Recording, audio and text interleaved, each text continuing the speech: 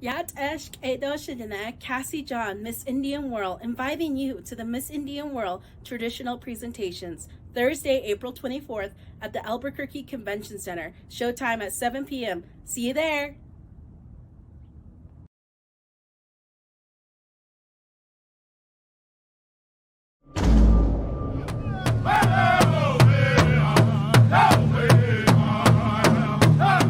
Everyone is invited. Make your plans to attend the Gathering of Nations, North America's biggest powwow.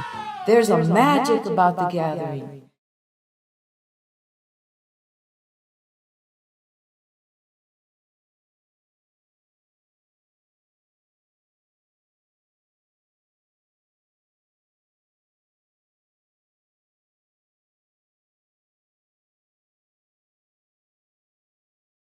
The Gathering of Nations, we've had over 3,300 dancers in the Grand Entry.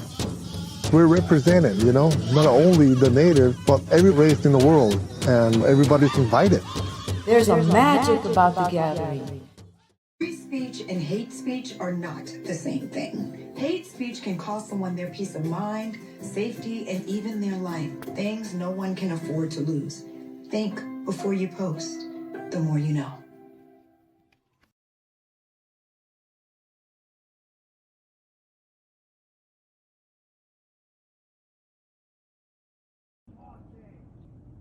Yat Eshk Edoshidina Cassie John, Miss Indian World, inviting you to the Miss Indian World traditional presentations. Thursday, April 24th at the Albuquerque Convention Center. Showtime at 7 p.m. See you there.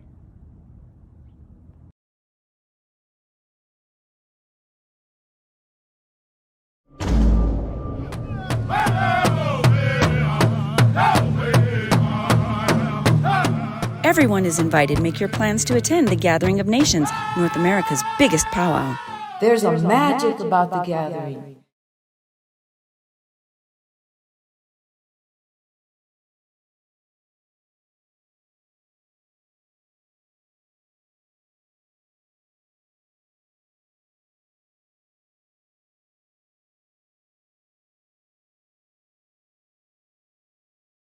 The Gathering of Nations, we've had over 3,300 dancers in the Grand Entry.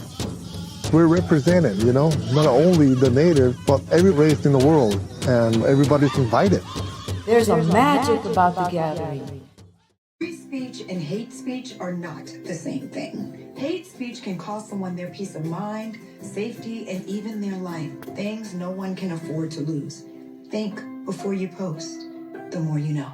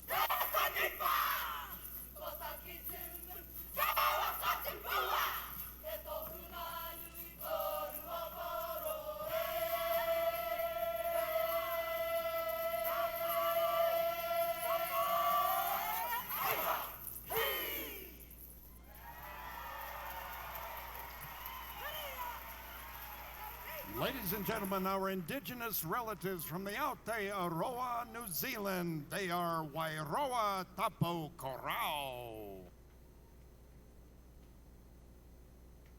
And now, ladies and gentlemen, friends and relations, please welcome your 2024 Miss Indian World contestants. Here they come.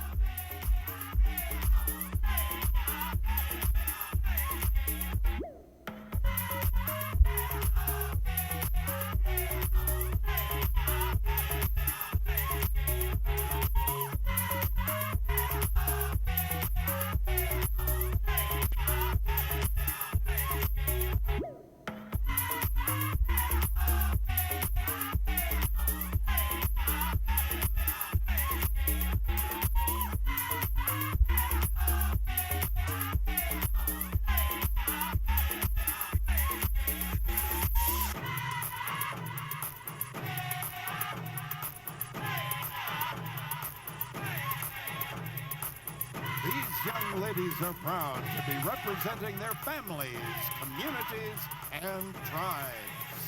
They honor us with their presence, coming from all directions: Oklahoma, Canada, Wisconsin, Michigan, Florida, Arizona, California, Alabama, New Mexico, Washington, Idaho, Minnesota, South Dakota, Wyoming, Alaska.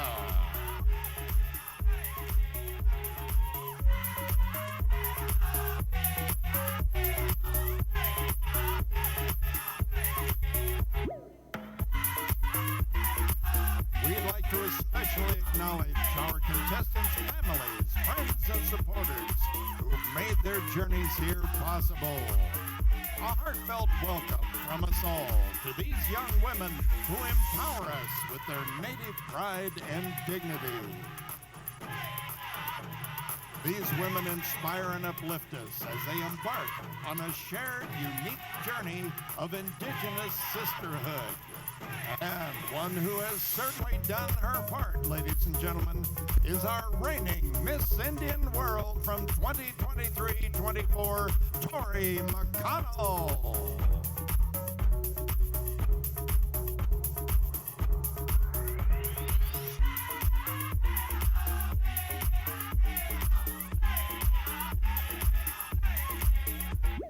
Let's hear it, ladies and gentlemen.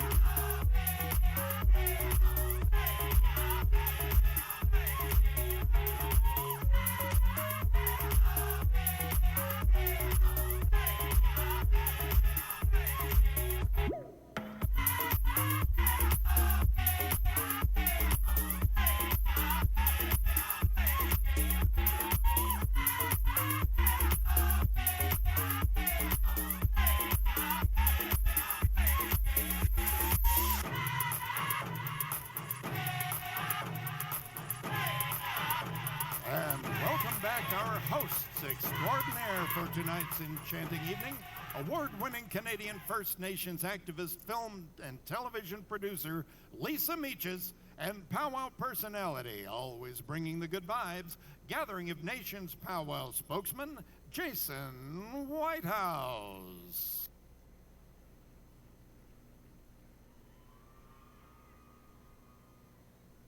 Miss Indian World, Tori McConnell, ladies and gentlemen. Let's give her another big round of applause.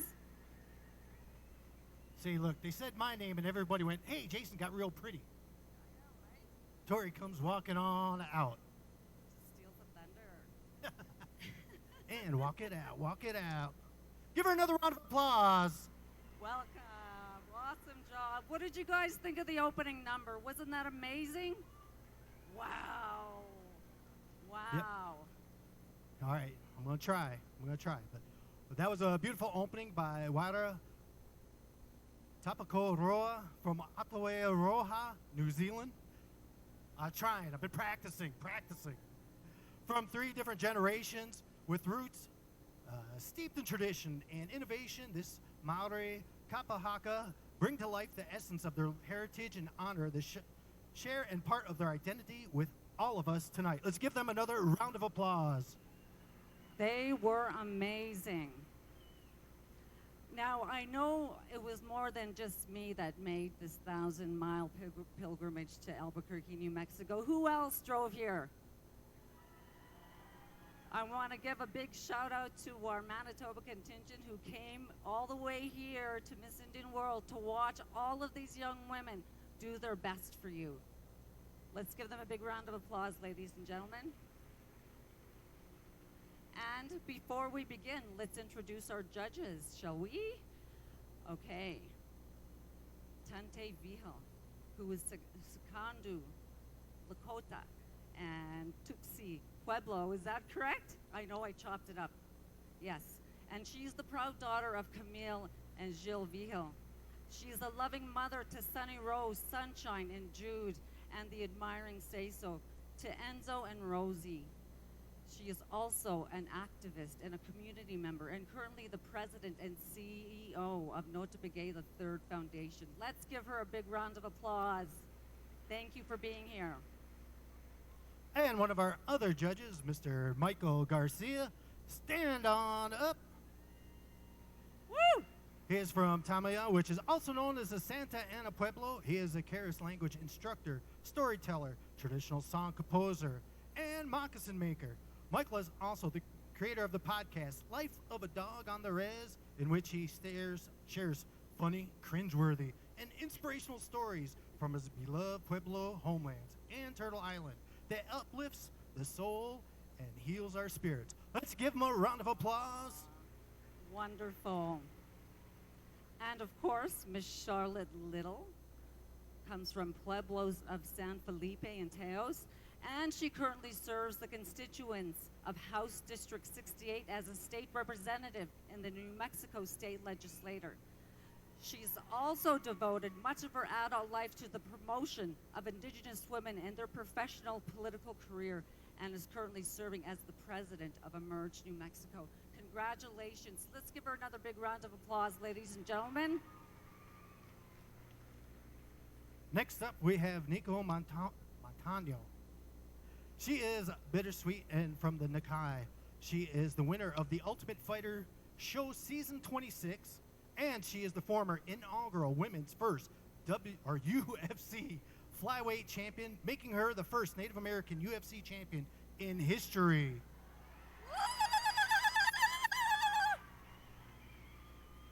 Congratulations. I was going to say, if there's any questioning on the judges, you got to go through her first. You have to go through her. That's how it works here. And Mr. Ed Weber. Ed Weber is the managing director of American Airlines in Phoenix, Arizona, where he and his family live. This is his second gathering of nations that he has attended, and I'm certainly not going to be its last either. So let's give it up for our judges, ladies and gentlemen. And with that, we'll start things off. We can bring out our first contestant, contestant number 1, Aurea LaRose. She is 21 years old, representing the Kashaya Band of Pomo Indians. She comes to us from, go ahead, cheer. Cheer. Don't be scared. So she comes to us from Stewart Point Rancheria Reservation in California. Tonight she'll be making the clapper. So with that, we give you Aurea LaRose.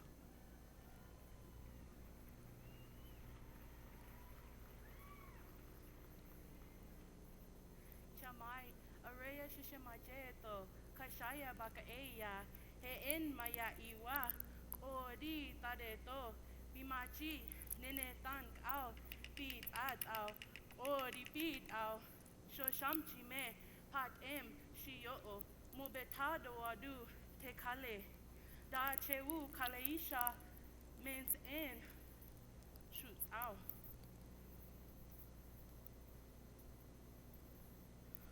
Oh, Chak Ao, Machidun Wok O Chedu, Bene la Mes at O, Suwa, Mens Eba, Kashka. Oh, Chak Ao, Beli, Mens En, Beli, Bat A. Duku, O Di Bat Ao. Ho, hoi, ho.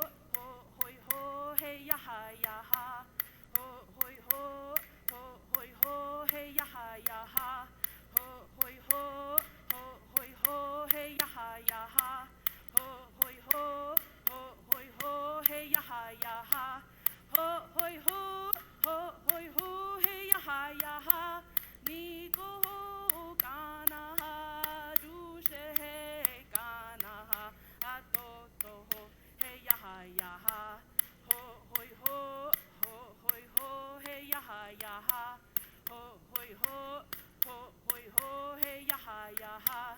Ho hoi ho, hoi ho, hey ya ha ya ha. Ho hoi ho, hoi ho, hey ya ha ya ha. Ho hoi ho, hey ya ha. Ni ko ho kana ha, du she hey kana ha.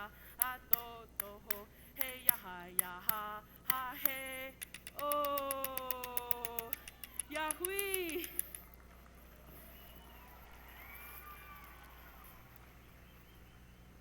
Wonderful. Let's give her another big round of applause, ladies and gentlemen. Wonderful job. Contestant number 2, Zeneca LeClaire Harrigara. She's 24 years old, representing the tribe of Ota, Missouri. She is from Red Rock, Oklahoma. Tonight, her talent presentation, she'll be speaking of her lineage and singing a children's song. She loves to play some resball and is learning archery. She believes that our ancestors' prayers are the answers, and what you're seeing tonight is part of that. So let's give her a big round of applause, ladies and gentlemen. Contestant number 2.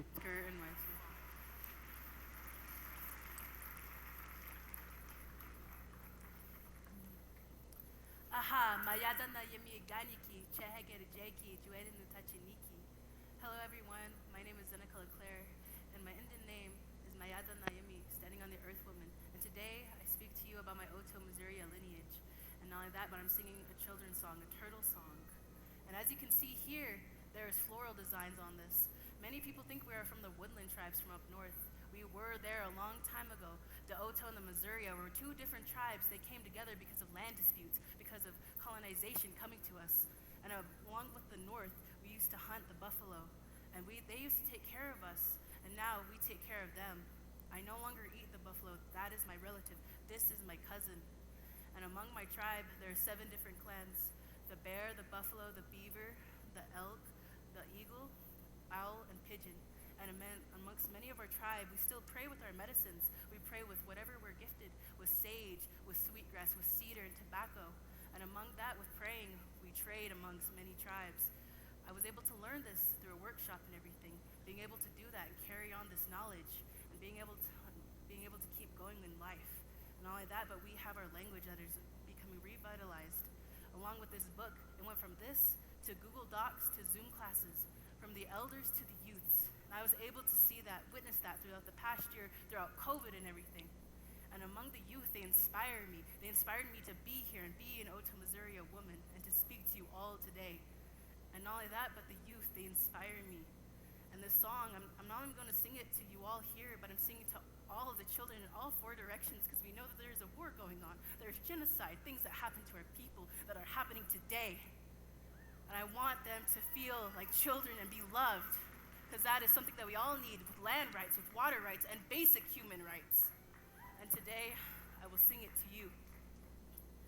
Keta hanji datute, hey yo he yo he, keta hanji datute, hey yo he yo he, keta hanji datute, hey yo he yo he, keta hanji datute, hey yo he yo he. What a grow kiki, thank you.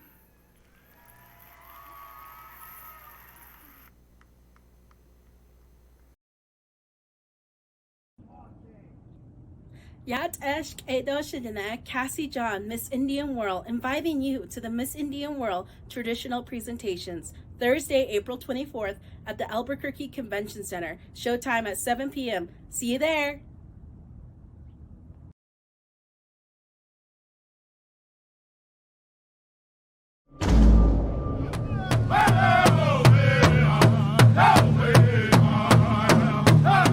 Everyone is invited. Make your plans to attend the Gathering of Nations, North America's biggest powwow. There's a magic about the gathering.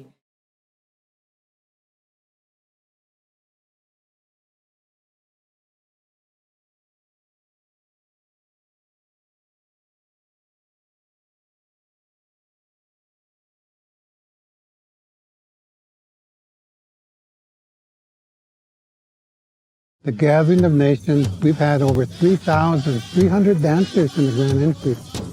we're represented, you know, not only the native, but every race in the world, and everybody's invited. There's a magic about the gathering. Free speech and hate speech are not the same thing. Hate speech can cost someone their peace of mind, safety, and even their life. Things no one can afford to lose. Think before you post. The more you know.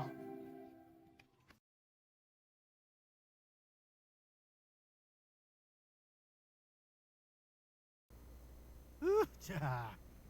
All right, next up, we'll be bringing out contestant number 3, Bree Peters. She is 18 years old. She's representing the Yakima tribe, coming to us from Yakima Nation, Washington.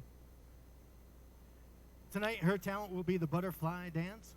Bree also shared the ambition is her greatest strength, and she is pursuing a career as a dental hygienist. She likes to play basketball, and some of her hobbies are puzzles and running. So with that, give a round of applause to contestant number 3, Bree Peters.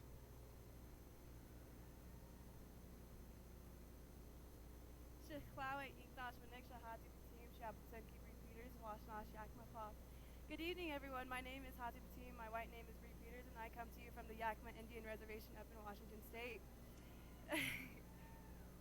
Today, I will be demonstrating the butterfly dance, and at the beginning, you'll see me cover my face, and that has to deal with the caterpillar being in the chrysalis before it transforms into the butterfly. And then after that, you're going to see me go like this, which represents sadness and grief and tears, since this song and dance is about grief and healing. Sorry. And then you're going to, in the story, it says that the lady, she sees one of the butterflies fly by, or dance by, it says, and then she eventually sees the whole field of the butterflies, and then she joins. So now I'm going to show you the story through my dance and the song. That's how we show much.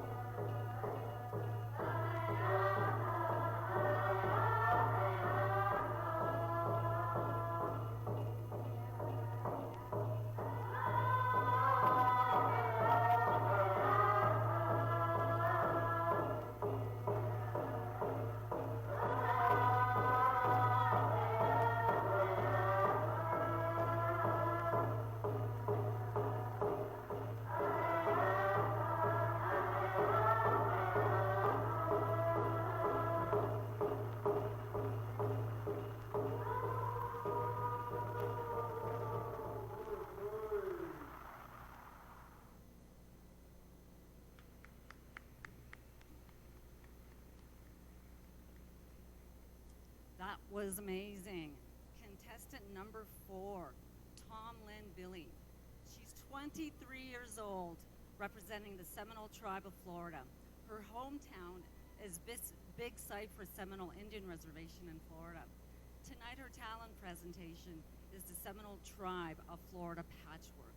She is a huge fan of the Miami heat, and Tomlin also enjoys drawing, painting, and snacking on pumpkin fry bread. Let's give her a big round of applause. Contestant number 4.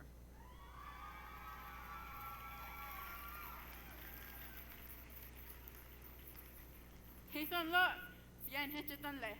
evening, everyone. My name is Tomlin Billy, and with the items I made tonight, that I've made, my talent tonight is sewing patchwork and the many different items you can make with it.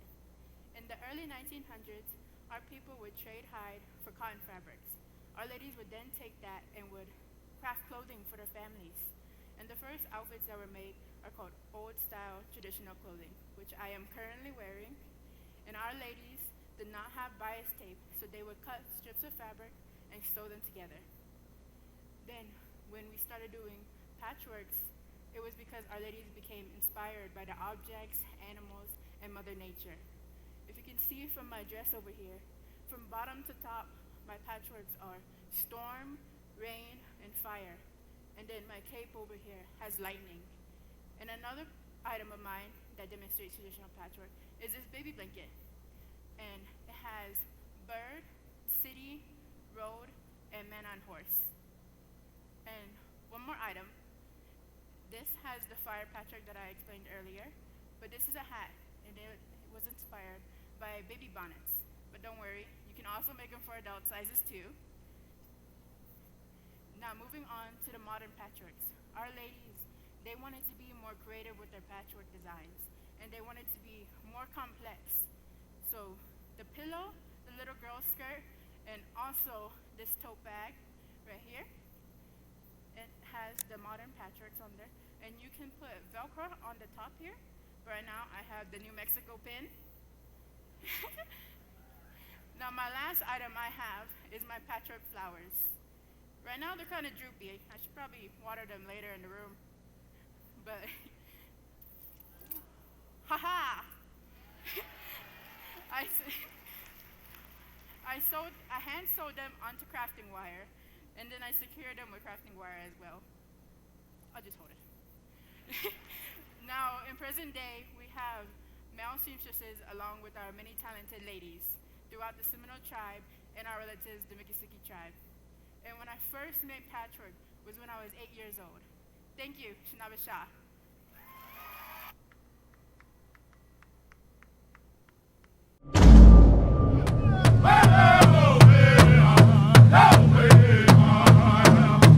Everyone is invited. Make your plans to attend the Gathering of Nations, North America's biggest powwow. There's a magic about the gathering. All right. All right, next up we're going to have contestant number 5, Claudia McHenry. She is 25 years old, representing the Muskogee Nation, coming to us from Lamar, Oklahoma. Tonight she'll be singing a Muskogee lullaby. Claudia is inspired to complete her Master's of Public Health degree, says she never takes no as an answer, considers no as an opportunity to work harder. And one of her favorite foods from her tribe are cornbread and wild onions. So with that, give a round of applause to contestant number 5, Claudia McHenry.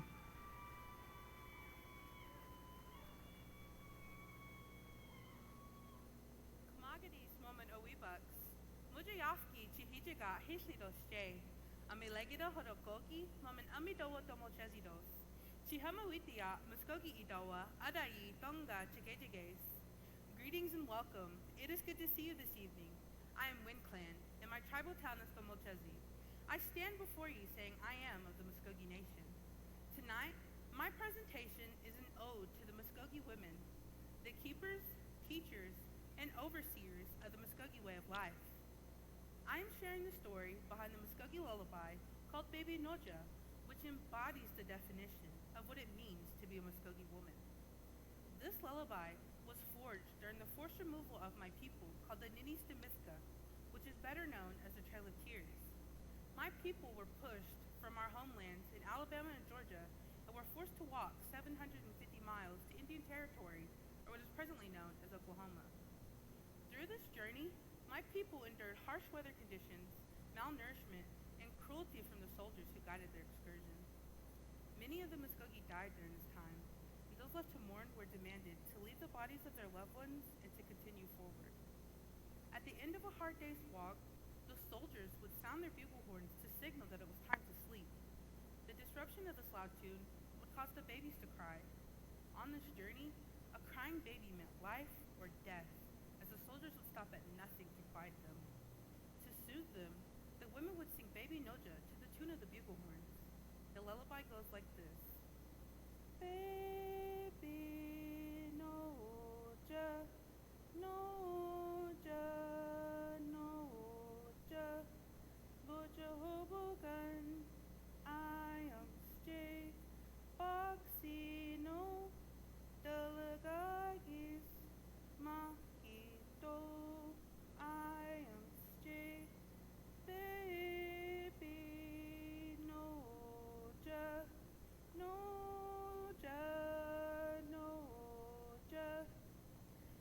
I chose to share this song and story with you all today to give an insight into my upbringing as a Muskogee woman. My mother would sing this lullaby to my sister and I when we were children. It would instill in us to never forget the sacrifice of our ancestors, or their strength and ability to create positivity and hope in times of hardship. This lullaby is a testament to our women and how they're able to turn a tragedy into beauty through their sheer resiliency and their struggle to survive. Muskogee Hoktagi Sabaklit, Ajagi Jagathis, Estofis Mijagit, Estofis Mijagathis, Mado Moman Haram Chiachathis. Muskogee women stand and protect, always have, and always will. Thank you, and I will see you again.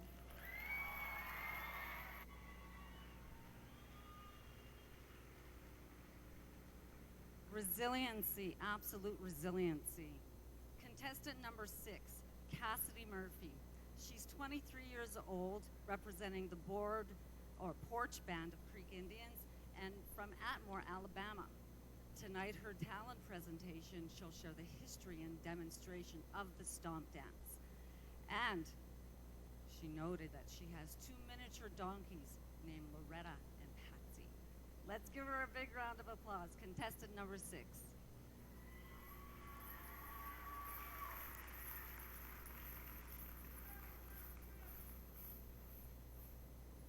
Hishjay, Cassidy Murphy, Judge of Garoan, Isti Muskogee Does, Porch the Lovin' a Day Dundawazen, Atmore, Alabama, Legados. Tonight, I come humbly before you to share a piece of my culture, the history of stomp dancing. Stomp dancing is one of the oldest dances in existence today. Indigenous peoples of the Southeast have been stomp dancing for thousands of years. The stomp dance doesn't start till after the sun goes down, and we dance all night long. The Muskogee Creek men lead each dance by singing prayers. The women provide the rhythm for each dance with shakers that are tied to their legs. These shakers produce a beautifully specific sound. Traditionally, the shakers would have been made from turtle shells or deer toes. But today, due to the scarcity of the box turtle, which inhabits the southeast regions of the United States, these shakers are made from condensed milk cans. The Creek men and women line up and dance in a counterclockwise circular motion around the fire. The fire is a symbolic way to lift our prayers to the Creator. It also provides warmth and light for each dance. Each dance begins with a call out.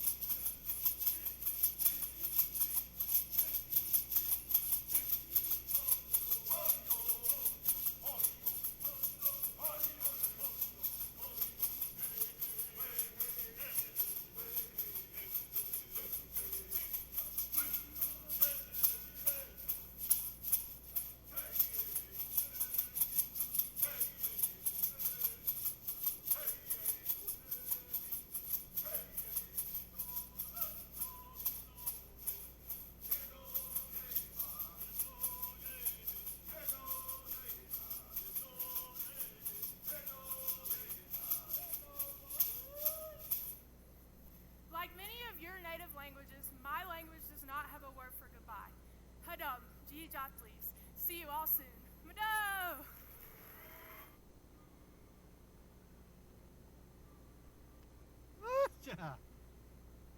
All right, next we have contestant number 7, Sydney Lynn Matheson. She is 25 years old, representing the Colville Confederated Tribes in Coeur d'Alene. She comes to us from Nespelem, Washington. Tonight, her talent will be the Okanagan Salish animal story. She'll be telling the story of the mouse and the grizzly. She is a student enjoys playing lacrosse, and a true woman of Columbia. A Kurdish talent that she has is preparing fresh eel with her bare hands. So let's give a round of applause to contestant number 7, Sydney Lynn Matheson.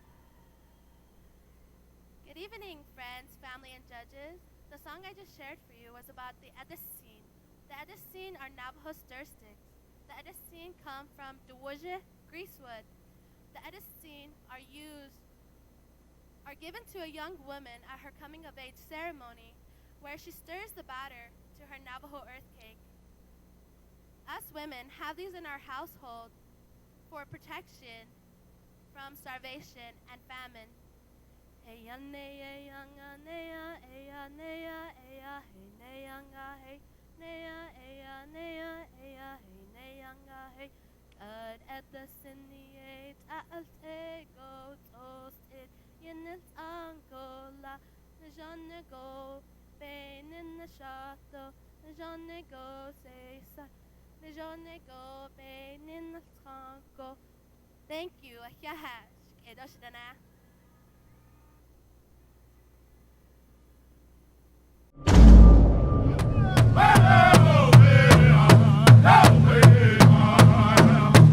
Everyone is invited. Make your plans to attend the Gathering of Nations, North America's biggest powwow. There's a magic about the gathering. All right. Next up, we have contestant number 9, Alexis Ojic. She is 24 years old, representing the Algonquin Anishinaabe Nation, coming to us from the Kitigan-Zibi Anishinaabe, Quebec, Canada. Tonight, the traditional Anishinaabe way of life. Her indigenous hero is Autumn Peltier, who became a youth clean water advocate at 8 years old and is now the chief water commissioner for the Anishinaabe Nation. Her favorites include moose meat, reservation dogs, the TV show, and making jewelry and artwork with birch bark. So with that, give her a round of applause to contestant number 9, Alexis Ojic.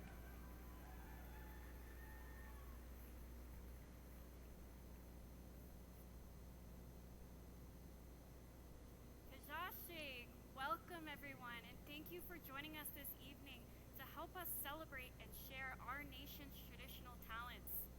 Alexis Ojic Nindijana Cause, Nin Dojugo, Nin Anishinaabe Kwe, Kitigan-Zibi Anishinaabe, Canada, Nindojaba. This evening, I will be sharing some teachings about birch bark and how my ancestors' ingenuity enabled us to create pieces that were essential to our everyday life as nomadic people. This ingenuity and resourcefulness is the foundation of our way of life since time immemorial. To harvest birch bark, we first made an incision in the outer bark of the tree and peeled the bark gently back. It is important for us to acknowledge Mother Earth and all that she provides us, because she is our main source. It is important to tread lightly. This means that we take care of nature and we only take what is needed. Once we have harvested the birch bark, we are now able to make items that are essential to us, like the chiman, the canoe. The canoe was our main mode of transportation and is made of 4 main materials: birch bark, cedar, spruce wood, and spruce gum. The ribs in the chiman are easily removable in case there was a need to repair. There were no nails, no screws, or glue used for the chiman. It was held together from the pressure of the bark and the ribs together. The little chiman, the baby canoe, was made for newborn babies, and when they became 3 months old, they were then transferred to a big old cradle board called a tuckanoggin. The wigwam was our home, our traditional home, and was made from piling pieces of birch bark on top of each other. The birch basket was made for storing, collecting, and even cooking our food. They were durable and easy to make. This birch bark has etched designs of leaves and wolves and can only be done on birch bark. I'm sure many of us have heard of designer purse brands. Well, for the Anishinaabe, our version of Gucci is our birch basket. It can fit anything. our keys, our wallet, and even that lucky bingo dabber. The birch bark is essential to us. It is the foundation of our identity. Miigwech. Thank you.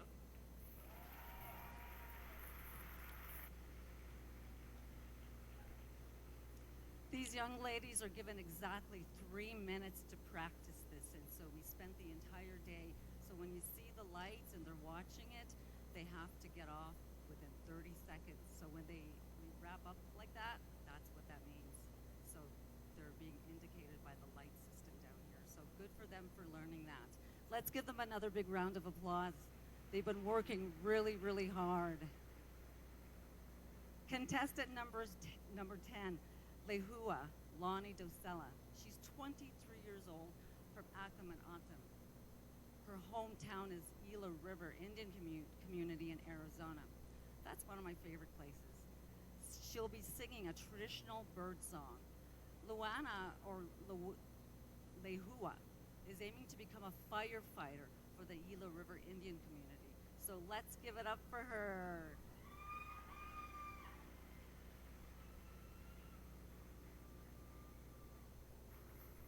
Skagirinig, Sapantakamyoy, Visichamui. Tonight I will be sharing a traditional Akimaratam Nyoy song. This song is sung from the oriole bird's perspective. In this song, the oriole shares how he hears the ancestors singing in the distance. From the direction that he hears the singing, he feels a great wind pushing and pulling against him. As the wind continues to pull him, he realizes that the ancestors are calling him to go sing with them. And so he does. I share this song with you all to remind each of you that as Indigenous people, we all come from a great lineage, and it is important to remember to carry the teachings with us by learning our himdag, our ways of life. Remember that when you feel the winds of life pushing and pulling against you, that you are who your ancestors sang about in their ceremonies. You are the answers to their prayers. When you place your hand upon your heart and feel the beating therein, remember that that is the rhythm of your ancestors' songs. Remember this as I share this song. Via mogamo vamama kanyata. Via mogamo vamama kanyata.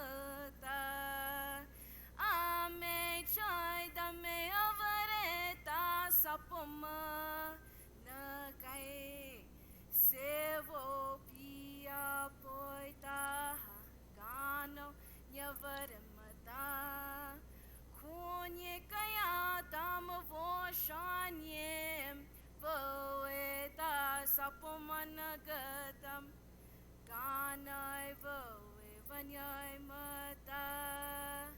Via mogamo vamama kanyata. Via mogamo vamama kanyata. Ame chai dame avareta sapoma nakai sevo pia poita gano nyavarimata. Kunye kaya tama voshanyem voeta sapoma nagatam ganai voe vanyai mata. Sapo, thank you.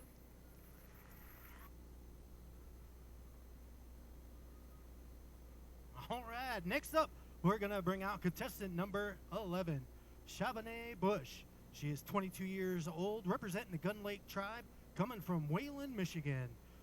Tonight she'll be hoop dancing. She is also aspiring to become a NASA aerospace engineer and has been inspired by Mary Golda Ross, the first Native American female engineer in history. She enjoys snacking on sour gummy worms and spicy rice cakes. She also has the coolest service poodle, Jax. You'll probably see him around. He's a cool dog.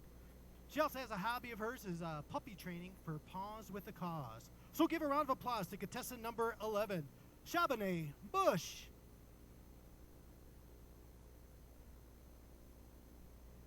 Bonjour, my relatives. taught by my family that at 6 months old, I picked up my first hoop and declared to the Creator that I would become a hoop dancer. The Creator gave us these hoops to teach all Indigenous people that we are unified as one, and that with the circle of life, we are reminded that all things grow, change, and work together in this circle of life. These 4 markings on my hoop also represent the cardinal markings of our directions to guide us in that Manobamadzwin, that good life. And so now I would like to present to you my hoop dance, and please enjoy. Chimibach.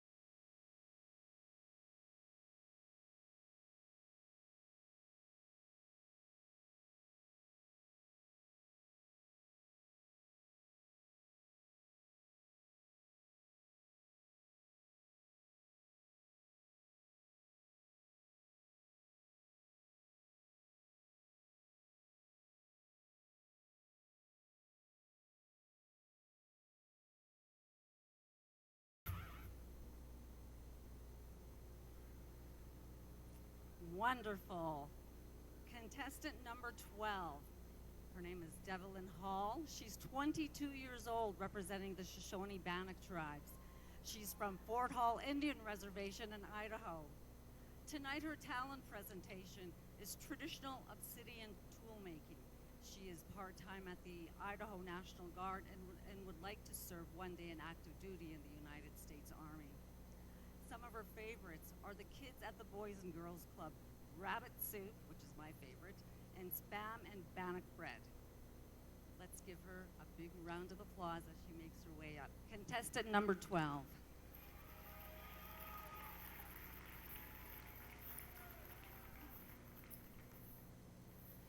Saldave Nananawana, Nanani Hadazi Omayapet na Shoshone Banakwa. Good day, my people. My name is Star Woman. I am Shoshone Bannock. I brought with me some very special tools, but first, I'd like to introduce you to someone.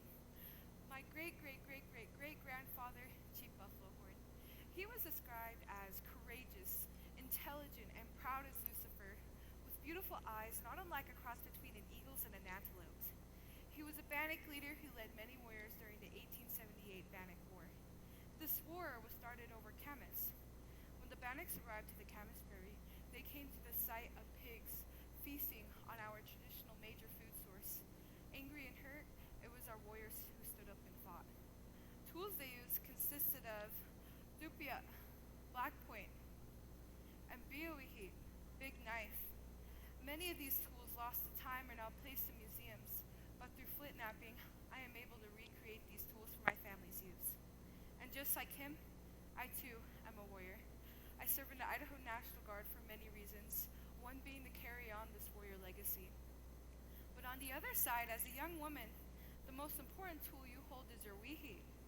When a girl is able to scrape hides or prepare meat for her family, she is eligible to earn her knife holder. A woman's knife holder, often decorated with beadwork of family designs. She keeps this on her for utility and protection. Now, flint knapping is a man's job, but many skills that are traditionally a man's job are being broken every day. Women today are hunters, leaders, protectors, and I am an example of that. As a Wayapitukwasu, woman soldier, I am proud and honored to have these tools that my ancestors have used, and to have learned the skill of flint knapping to share these tools with future generations. When our tribal youth, boys and girls, grow up to be strong, capable young men and women, the tools that they are given in life are different. But some tools, such as these, are made of the same material. To have these tools is to earn these tools. And on this life journey of being a creator of tools, I accept this responsibility of crafting with intention and incorporate this practice by filling my life with meaningful and purposeful things. These are Shoshone and Bannock teachings I grew up with, for I am Shoshone Bannock first. Thank you for your time. Navishe. Us.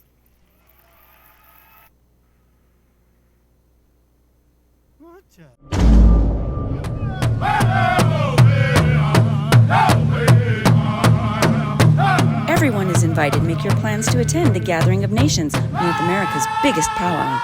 There's a magic about the gathering. You know, why don't we give our stagehands a round of applause? They've been moving along pretty good all day. Part of Emergence Company helping us out. Next up, we're going to be bringing out contestant number 13, Rosalina Hunt. She is 22 years old, representing the Leech Lake Band of Ojibwe. Coming to us from Cass Lake, Minnesota.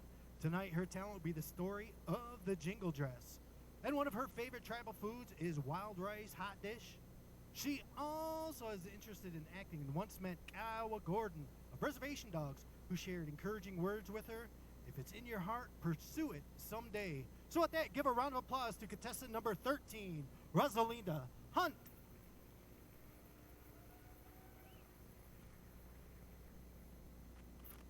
Hello, everyone. We all carry significant stories from our nations that we hold dear in our hearts and share within our respective communities to keep our stories preserved. Today, I'm sharing the jingle dress story, also known as the healing dress. The dance originated in the early 1900s with the Mille Lacs Band of Ojibwe.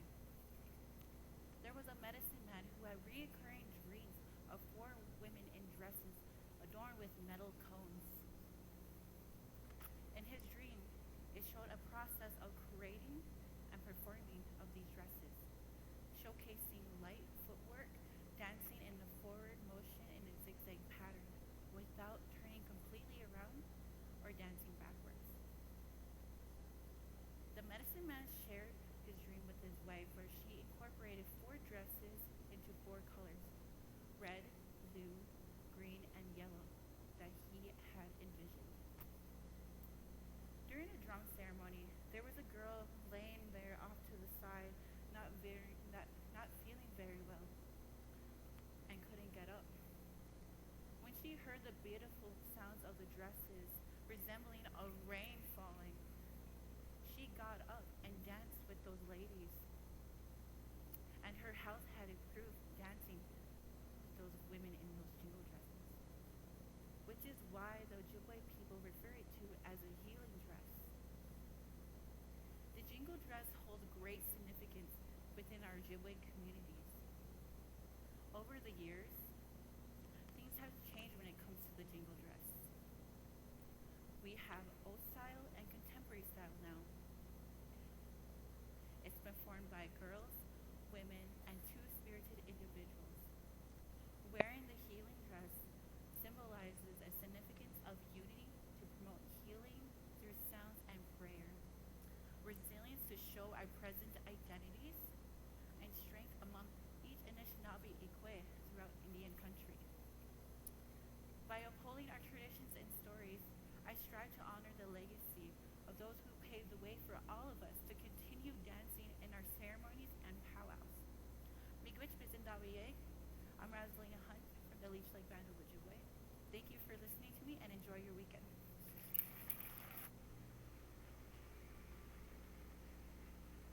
Thank you so much. Contestant number 14, Ms. Taylor Campbell. She's 25 years old, representing the Oglala Sioux tribe from Manderson, South Dakota. Today, she's going to share the story of the Buffalo Nation and the Lakota people. Taylor's role models are her parents and grandparents, who also offer her words of advice and encouragement. Her favorite food from her tribe is wajati, berry pudding, and a good old chocolate-covered donut from Tim Hortons. That's mine too.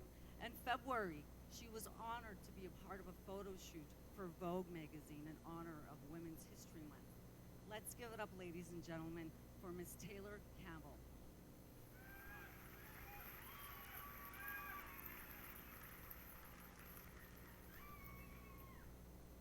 The Lakota creation story consists of many chapters and provides history to our teachings and traditions today. From our creation story comes the Buffalo Nation, or as we call them, the Tatanka Oyate. Long before our people lived on the earth, we resided within a sacred site known as Maka Onie, or Wind Cave. As Creator prepared the earth for the people to live, he instructed them to remain in this cave until he was ready for them to come out. Iktomi is a prominent character in many of our stories, known for his antics to trick and deceive people. One day, Iktomi decided to convince the people to come outside as he promised a better and more freeing life. Now, most didn't believe him.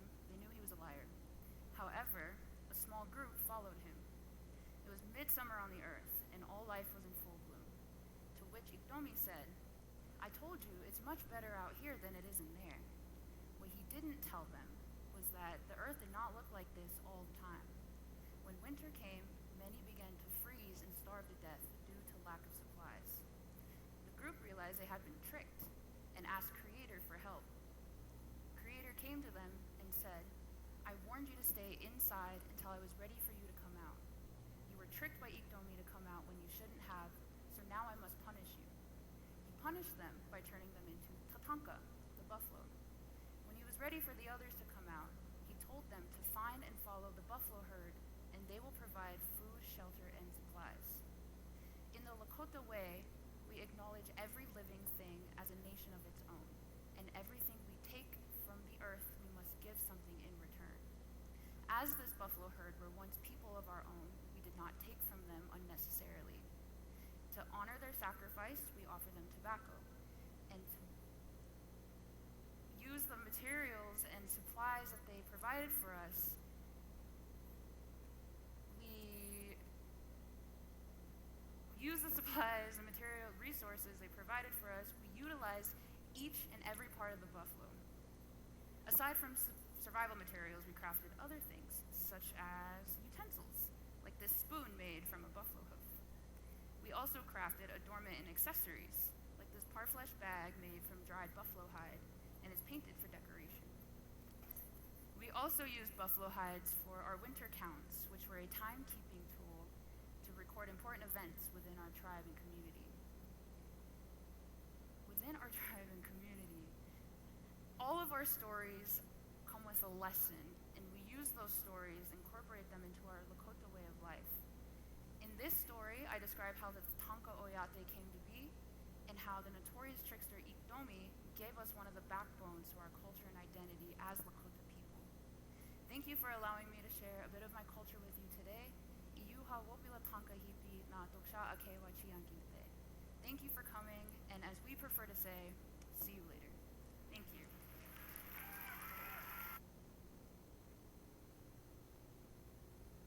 And as we're all sitting here and I got a captivated audience, just to remind you, the Miss Indian World public speaking that's going to be Friday afternoon is being held at Stage 49. It's going to be at 1:30 p.m.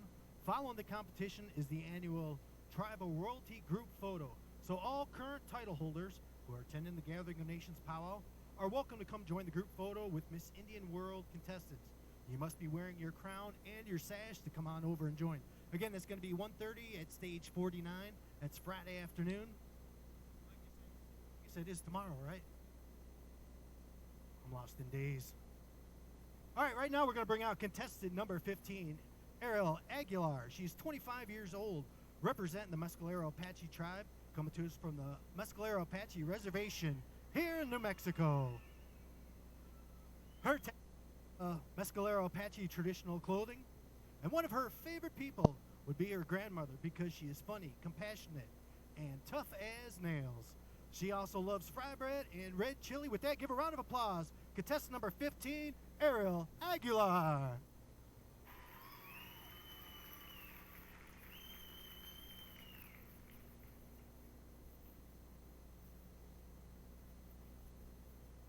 Ekende, Nahat Seransi Nanakai, Ariel Mercedes Aguilar Huncie, Mescalero Pachi Unshti.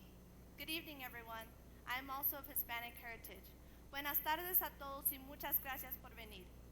My presentation incorporates tribal history and traditional clothing. The Apaches were nomadic and warriors that roamed throughout the Southwest.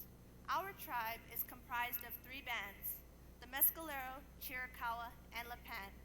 Our people hunted wild game, ate the food, and utilized the buckskin for clothing and moccasins. Behind me, I have 3 life-size Apache models. My 2 youngest siblings and my cousin, Shikisin, Jade Huyet, Shiteken, Ashley Huyet, Shilayan, Gabriel Huyet. Jade is wearing a traditional Mescalero-style camp dress and moccasins. The dress is one piece with an open square sleeve, while the moccasins have a standard round toe design. Jade ate more vegetables than I did. Our people use sinew, which is the tendon of an animal, for sewing as well as for jewelry. Jade is wearing a traditional bone necklace adorned with an abalone shell, sacred to our people. Ashley is wearing a Lipan-style dress. It is buttoned up in the front with a thin ribbon accenting the yoke. The sleeves are long with a rolled cuff. Her moccasins have extra fringe with the flap on the outside. I am wearing a traditional Chiricahua-style dress. It is 2-piece with a ruffle on the shoulder. The moccasins have a toe guard, which are utilized to prevent stickers or cactus from penetrating the moccasin. Gabriel is wearing Mescalero and Chiricahua-style clothing. The bandana is intended to hold back the hair and stop sweat, while his moccasins can be rolled up to the hip, attached to the belt, and will help in the cold winter season, as well as stop cactus and moccasins from getting into the shoe. His bone breastplate is a representative of the war times which our men would utilize the breastplate. Our people are unique in that we have integrated culture, traditions, and clothing. Our warriors fought for our survival. Some of our chiefs even spoke Spanish to help facilitate trade with Mexico. Apaches are strong, resilient, and we value traditions that uplift women. I am proud to be Mescalero Apache. Ihehe.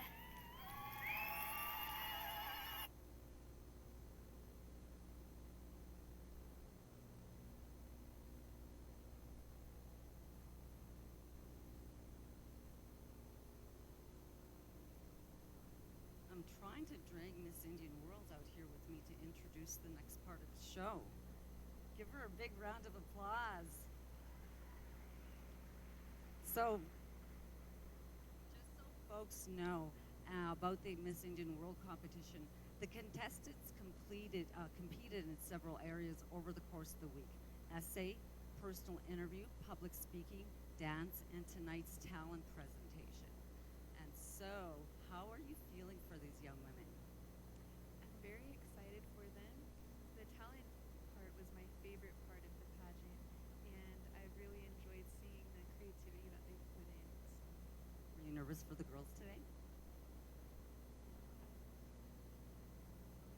Is it on? Okay. Were the girls nervous?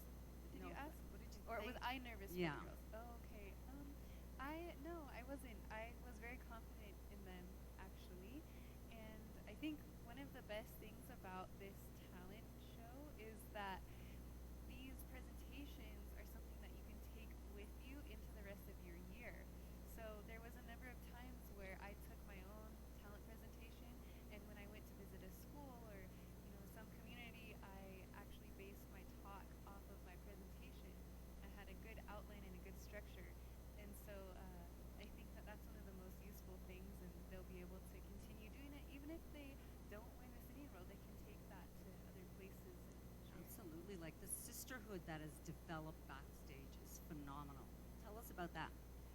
Yeah, well, you all might not know this, but these girls have been in this auditorium for about 12 hours straight now, and they probably have not seen the light. Well, they definitely haven't seen the light of day today.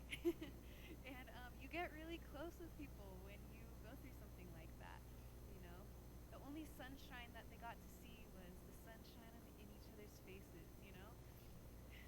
So after that, you know, you miss each other when you leave because I don't know if anyone else has gone through some kind of big accomplishment with a group of other people, but you might be able to think back on that and relate that to what they're going through right now.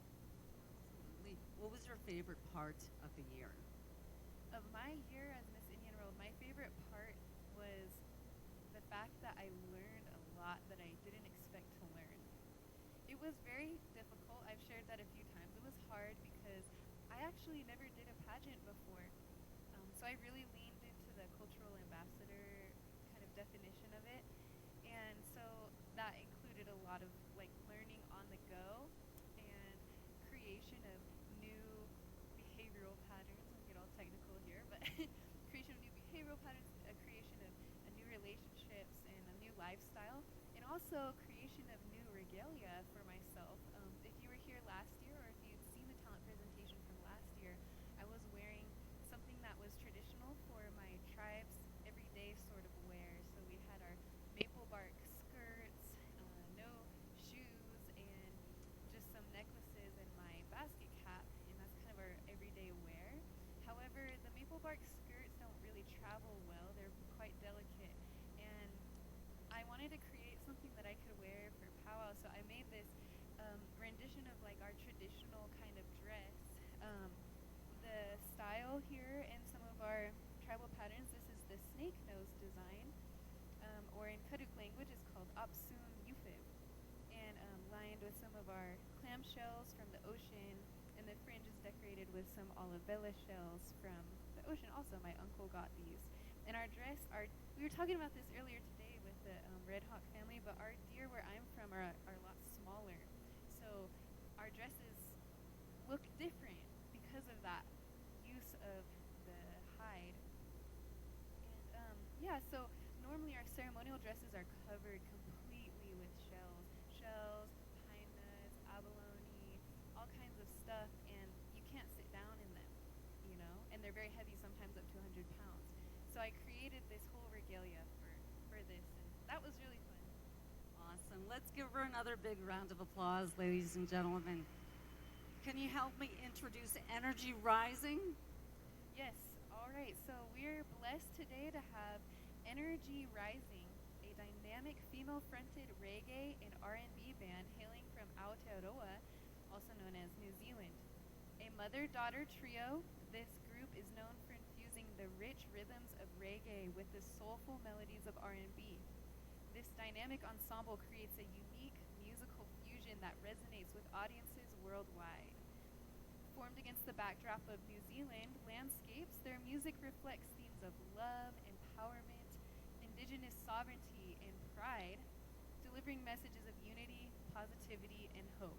Man, we all need that, don't we? Right? Yeah. So please, ladies and gentlemen, put your hands together for Energy Rising.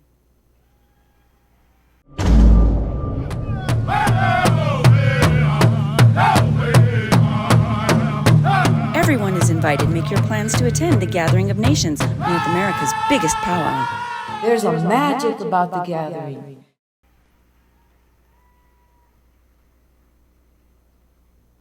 Kia ora koutou katoa, no mātou te whakamiharo kia tai mai, kia hoki mai, wainganui a koutou, e uri e nei, nā nganāti ka nganu, tūhoi hoki. We're Energy Rising. This is myself, my two daughters, Kia ora. Honey and Anna. If you were here in 2012, we brought a band with us. This time it's our blessing and honour to come back and share some more beautiful, positive vibrations, love and light from our ancestors and our family who we brought, who stood on the stage earlier as Wairoa Tapokoro. Give them a beautiful round of applause because we brought the grandchildren, the children, the cousins back with us because we love you. We love being reminded that we are totally grounded in the knowing and the being of our ancestors, and that's what connects us so powerfully as Indigenous whānau, Indigenous families across the world. Thank you for your blessings and thank you for having us tonight. this first song as a reminder of the tupuna and our ancestors and what they've done for us in the past, and that we too must stand strong. This one's an ancestor called Lua Kenana. You might have heard this on a movie from Aotearoa also. Tuai, prophet from the Urewera, oh, Lua, Lua Kenana. Lua Kenana, Tuai, prophet from the Urewera, Lua, Lua Kenana.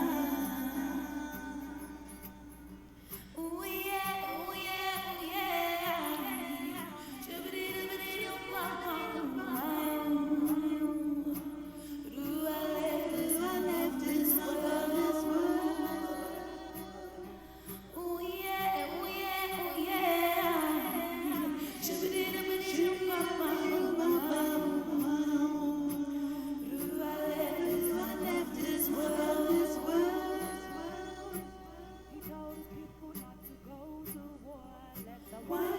White man fights, the white man's war.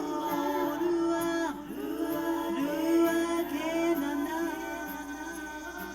What did he say? He told his people not to go to war.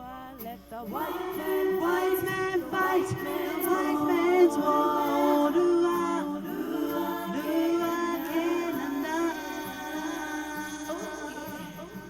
Oh yeah, oh yeah, oh yeah. Shoot I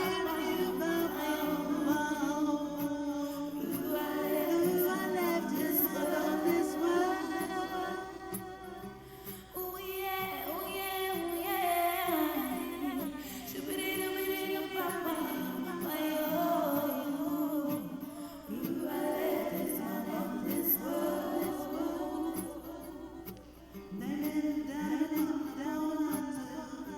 Children of the mist, what they want to hide.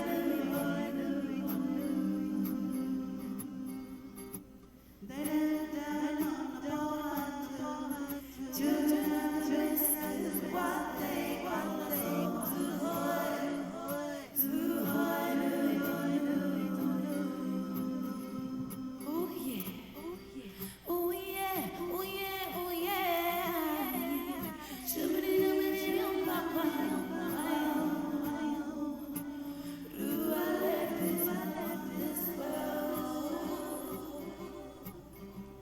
Oh yeah, oh yeah, oh yeah.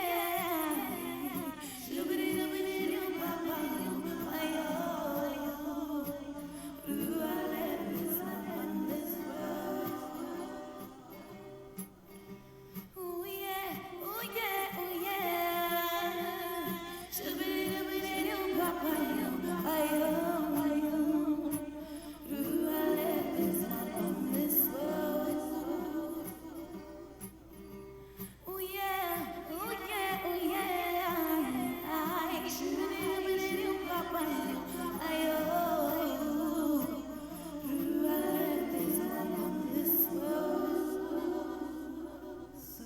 leaving a legacy and leaving your mark on the world. What is going to be your legacy, your mark for your descendants to come? Thinking about the legacy.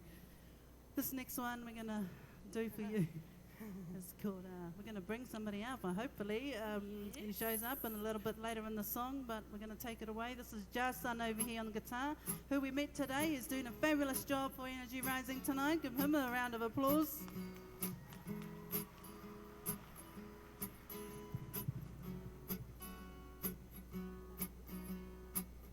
Ooh, oh yeah, oh yeah.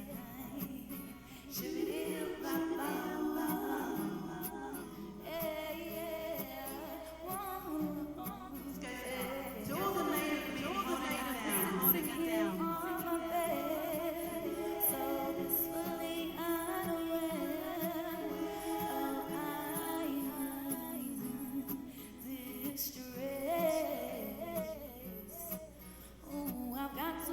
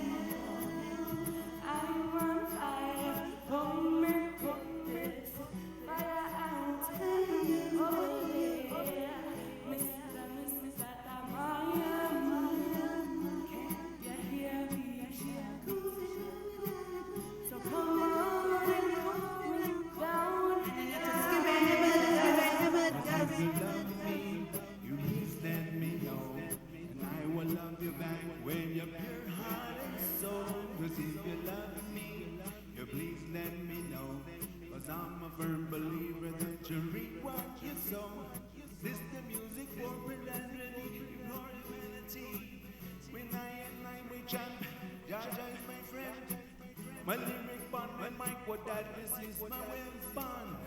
Center of the universe is where we come from.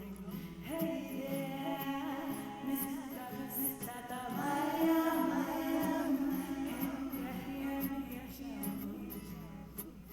I'm saying, fire out over there, Mr. Maya, can you hear me shout? So come on and put it down, down, down. Giving out for Thanksgiving. Just a shout out for all the work that you and Melissa do for all of us. And if it wasn't for you, of course, and Melissa, we wouldn't be here. We wouldn't have come in 2012 and we wouldn't be here today. So ngā mihi nui kia kōrua tahi. Thank you very much. We are blessed. We got one more. He's going back to his job on props. This last one here is about the cycle of darkness and light and how we move through darkness into the light. And there will always be darkness, but there will also always be light.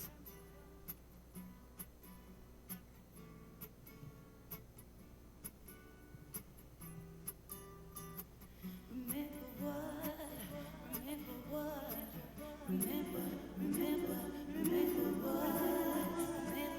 what all the old people say. They tried to warn us about the lights we're leading, filling minds with hate and envy, losing love and harmony every day. Oh, tell me, Papa, what are we supposed to do? I'm feeling blinded by so many children. I got no man, show me the way. Tell me, Papa, what do you ever say? From darkness to light, from pain to freedom, oppression to liberation, from darkness to light. From darkness to light. Embrace your culture, your thoughts and your beliefs. Conscious messages are staying the same. Seize opportunities from stray. From the teaching, sounding hope, truth remains. Clouds are lifting, clouds are clearing for birthplates. You're the future plan, successfully you'll see. Within you, the answers you will find. Trust your instincts, they are always on time. From darkness to light, from pain to freedom, oppression to liberation. From darkness to light,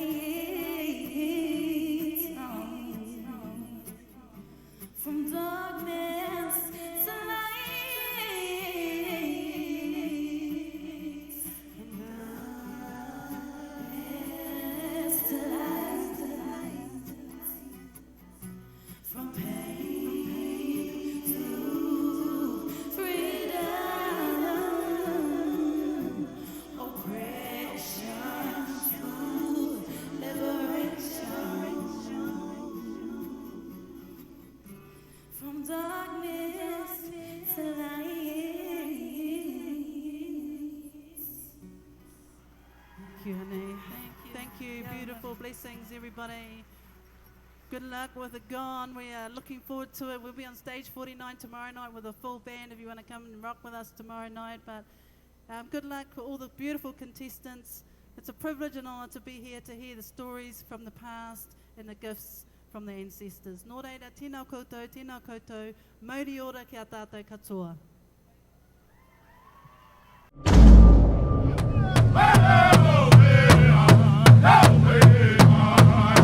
Hey! invited. Make your plans to attend the Gathering of Nations, North America's biggest powwow. There's a magic about the gathering. Wonderful job, Energy Rising. Also joined by Shimmy, who was on stage with them. Let's give Shimmy a big round of applause. My brother. I'm trying to get out of the way here. I promise you. Yeah. Special thanks to the Miss Indian World Committee, Beulah Sunrise, Deborah and Shauna Sunrise, Sharon Roberts, Tia Schindler, a former Miss Indian World, Tony Edwards Williams, Nikki Santros Petrie, where is she? Oh, get over here, girl. Cheyenne Kippenberger, a former Miss Indian World, Azela Humatiwa. Zels, hey, how are ya? And assistant programmer, and of course, Melanie Matthews, Miss Indian World Program Director. Stand up, Miss Indian World Program Committee. Where are you girls? They're all shy now. They're all shy. Woohoo! La, la, la, la, la, la, la.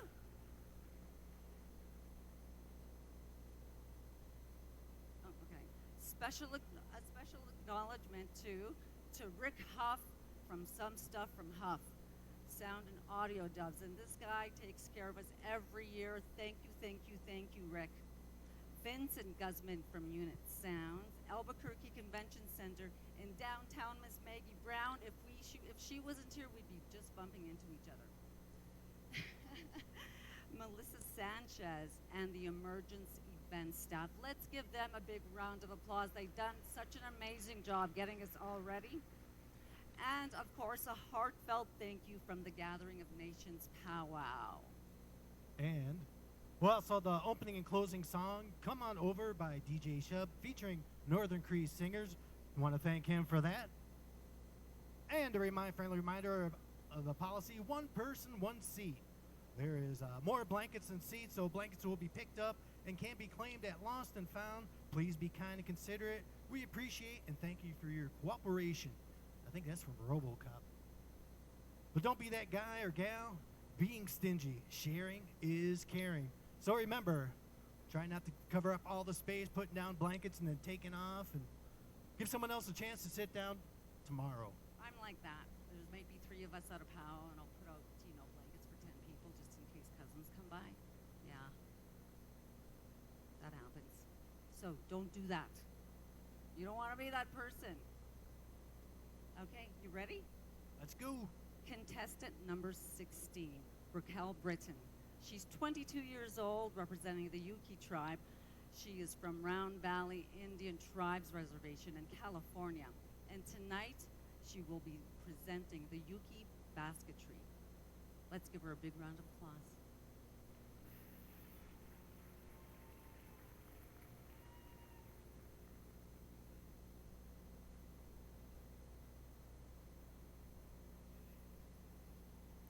Good evening, family, friends, and judges. My name is Raquel Britton. I come from the Round Valley Indian Reservation in Northern California. I'm with Unokonom, which means people of the big water. I'm a coastal Yuki. My people are also known as the Star People. A story is told is that we come from the north of the mountain. That big ball of light dropped us into the valley. We're also known as the ancient people and the ghost people. Tonight, I'll be showing you my traditional talent, which is basketry. What this basket I made right here for my presentation is a reed basket. What a traditional basket is made out of dogwood, redbud, willow, and almond wood. What before genocide happened to my people, we would go out and go gather these materials. What these people who had a gift were called the basket makers from our tribe. They would go out into groups and go gather the material together. The material meant everything to us. What it was known as our art, but also a way for our survival. What we use our material, want to help make baby baskets to carry our youth, our young children, and our new babies when we will travel up and down the coast. We're also used to make it for fishing, to cooking, and help store food for the winter. A basket tells a lot about a person and the character. But when I look at a basket, I ask myself, who is this person? What did he do? Where did he come from? For me, my people were almost wiped out.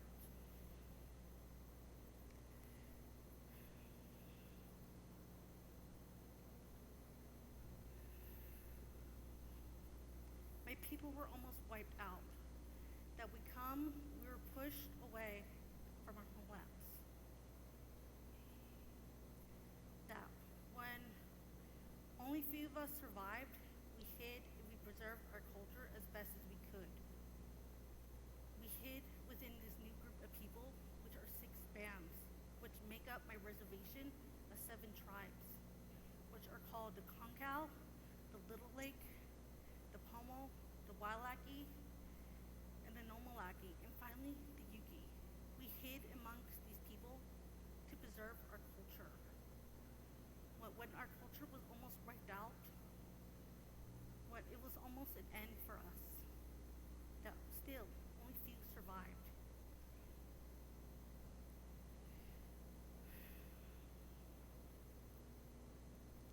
When only few of us survived, we continue to thrive amongst the other people. But now we made a comeback. Went to California, to Northern California. We are taking back what is ours. That the Yuki people are here and we continue to thrive for those who are fallen and for those who continue to stand. Thank you.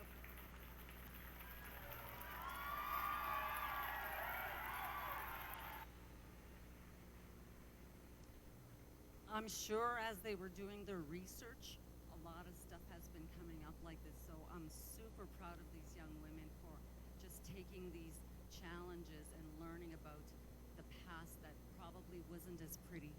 And so thank you for being here for them. Let's give them another big round of applause. Contestant number 17, Michelle Navacoya.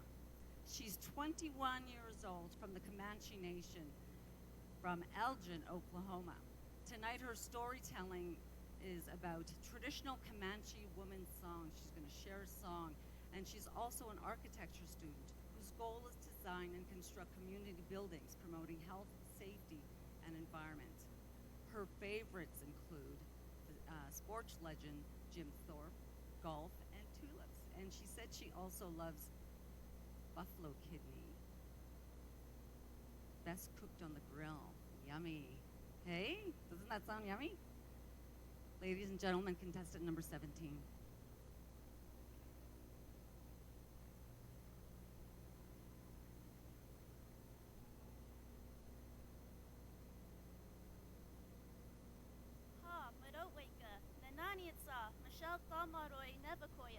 Hello everybody and good evening. My name is Michelle Navacoya and I'm from the Comanche Nation of Oklahoma. This evening, I would like to present to you all a Comanche women's journey song. This is a dying tradition in my Comanche culture, and by singing and demonstrating this song, I would like to keep it alive. This song is about this woman and her man. She is seeing him off the night before he goes off on a war party. And war parties, they last for long periods of time, for months and years. She puts on a brave face for him to show him that she will be okay. But really on the inside, she's hurting and she's sad because she doesn't know when he'll be coming back home. She has made a vow to herself that she will not associate with her community until he has come back. She stands through all weather conditions, hot, cold, rain, snow, and wind. But she will continue to keep her promise to herself that she is going to stand there and wait there for him no matter how long it takes for him to return. Ikata, ika kwasi kosa kuvierai kudan, ikukutai ku, tai katoya wewe ki kukema tuma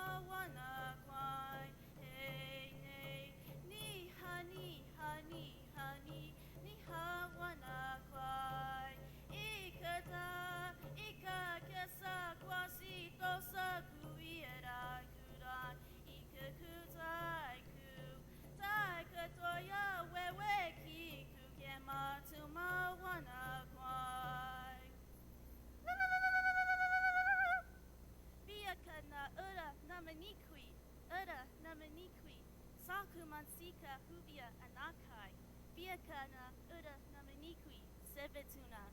I'd like to give a big thank you to everyone for allowing me to speak to you all and allowing me to sing to you and for listening to me. Many traditions and cultures have been lost and their songs have been taken from them. But I want to continue and to preserve these songs. I hope you all enjoyed. Thank you. Urakoki.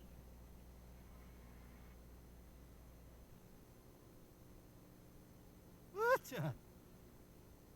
Our next contestant, number 18, Shanoa Jones. She is 24 years old, representing the Dene. Coming to us from Red Rock Springs, Arizona. Tonight, her talent will be the roles and responsibility of a Dene woman. Currently, she is a student pursuing a career in construction management. Shanoa can operate the following heavy equipment: tractors, excavators, and dozers. And she enjoys hot Cheetos, a slush puppy, and a pickle from the trading post. So, give a round of applause to contestant number 18, Shanoa Jones.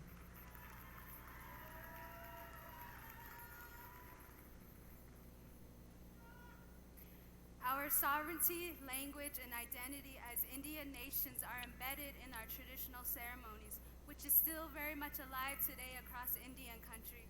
For my traditional talent, I will be demonstrating the traditional hair tying and molding of a young girl during a puberty ceremony called Kinalta.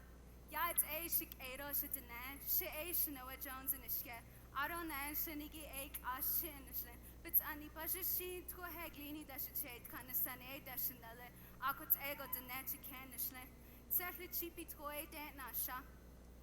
I can't ko betsi ijoto betsi bek ohigi adeshli. In Navajo creation stories, the first kinalta was performed on a holy deity named Yoshgayasan, white shell woman.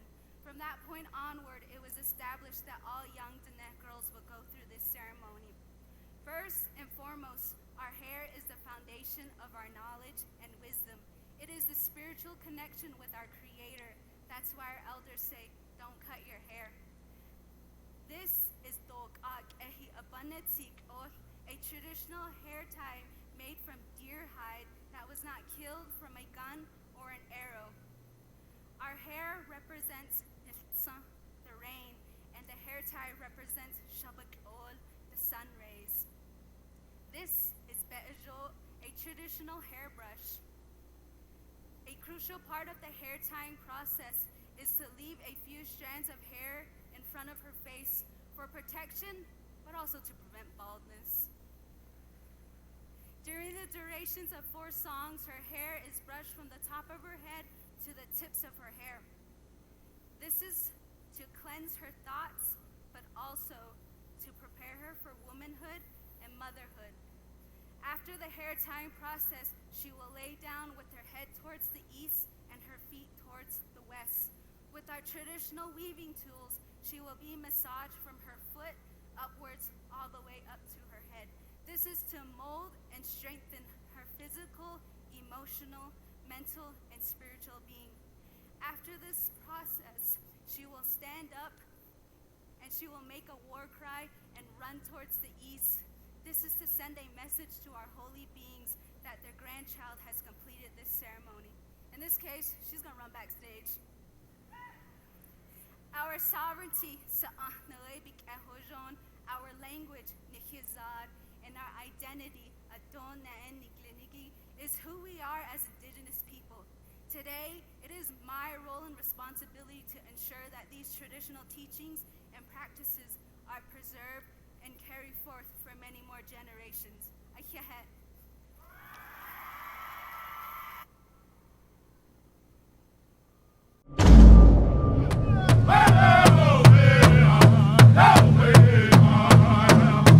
Everyone is invited. Make your plans to attend the Gathering of Nations, North America's biggest powwow. There's a magic about the gathering. Thank you. Contestant number 19, Mauricia Two Eagle. She's 25 years old, representing the Washoe tribe, Shoshone Bannock, Oglala Lakota Sioux. She is from Markaville, California. Tonight, she will be singing an educational song in Wisho and English. Her role models are her elders for their cultural resilience and rising above intergenerational barrier. Please, let's put our hands together for contestant number 19.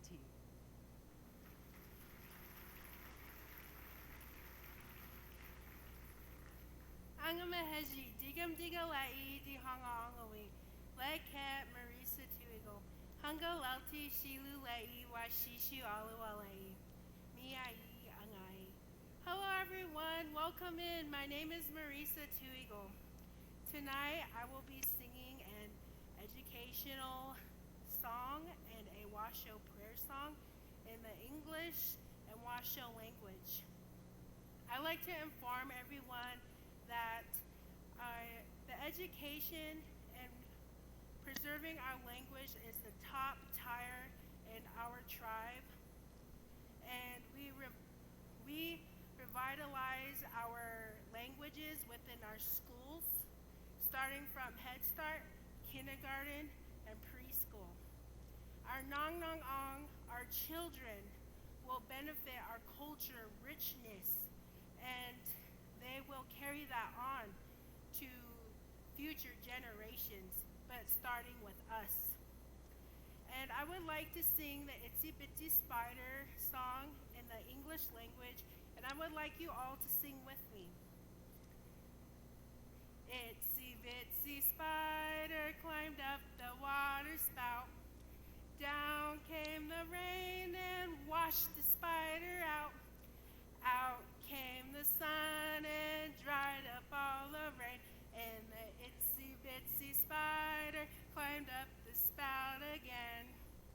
Now I would like to sing it in the Washoe language. Zugana mizuku dangamabilawai. Dimawa ayutsia zugu pipi. Divalat wagewasha dima akai. Ashatsumanami dangamabilawai. Thank you guys. You guys did amazing. Now I'm going to sing a Washoe prayer song.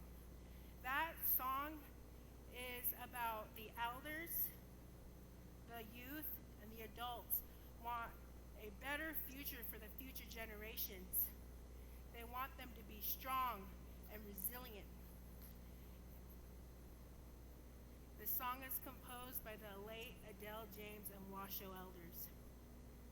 Washi shu wahuyi de dehuya ish totally nang nang nang hamuga we wisha lezat get di hamuyash hlu ha get lulishki huta we wa ejab gabagi watling whippim do it a hush huta we wa ejab gabagi washishu digesh di angahulel digesha angahugabagi digesha angahugabagi.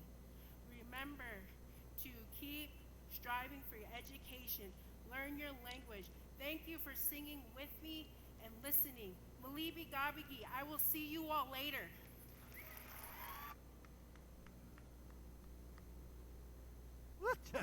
All right, moving along, we have contestant number 20, Joy Abrahamson. She is 23 years old, representing the Colville Confederated Tribes and Spokane Tribe, coming to us from Dissatel, Washington. Tonight, she'll be storytelling will be the talent, the Coyote Legend story. She enjoys eating dried deer meat and camas fruit. Her favorite movie is 8 Second. And a fun fact, she used to ride bulls. So give a round of applause to contestant number 20, Joy Abrahamson.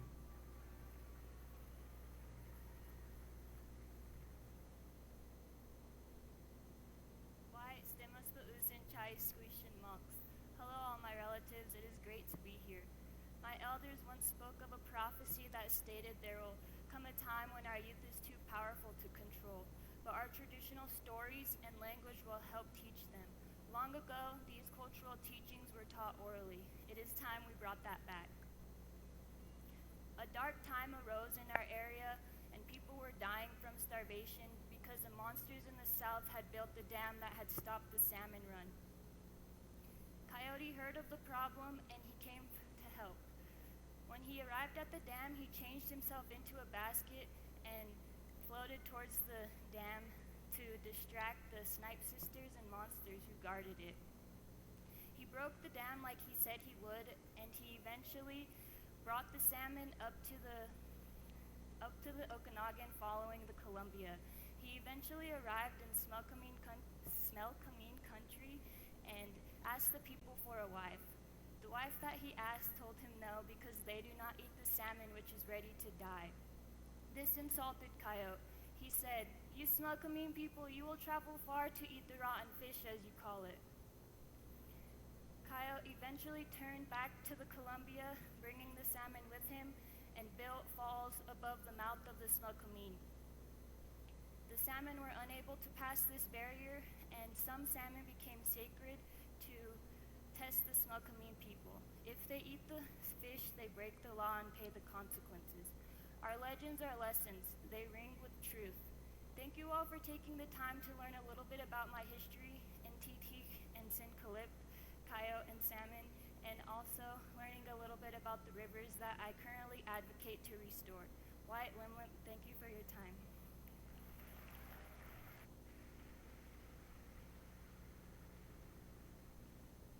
Amazing. Contestant number 21, Kaylee Schuyler. She's 21 years old, representing the Oneida Nation of Wisconsin. Herself, she is from Oneida, Wisconsin, and tonight her singing presentation will be singing a Women's Earth song. Kaylee's mother is one of her role models, and Deb Howland is her native hero for paving the way for Indigenous people to be recognized. Contestant number 21, Kaylee Schuyler.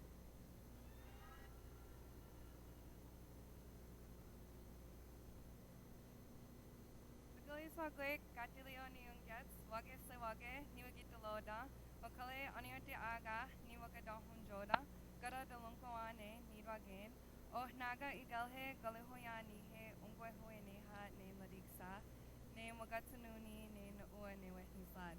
Hello everyone, my name is Gatilio, but my English name is Kaylee Schuyler. I'm happy to be here with you all tonight to share a piece of my Ungwehoe culture.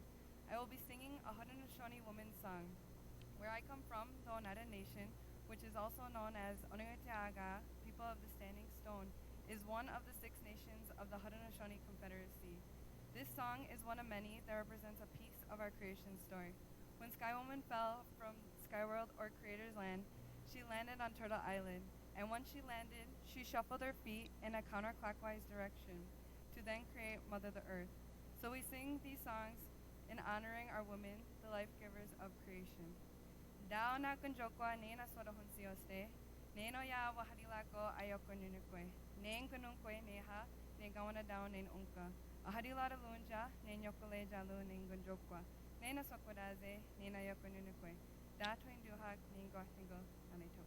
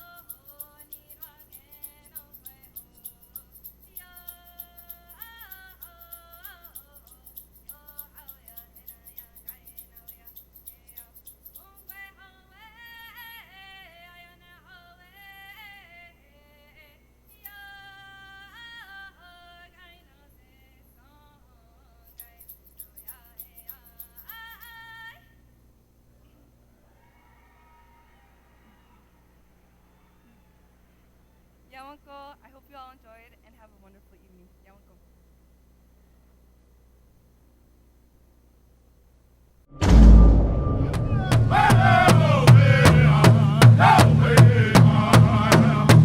Everyone is invited. Make your plans to attend the Gathering of Nations, North America's biggest powwow.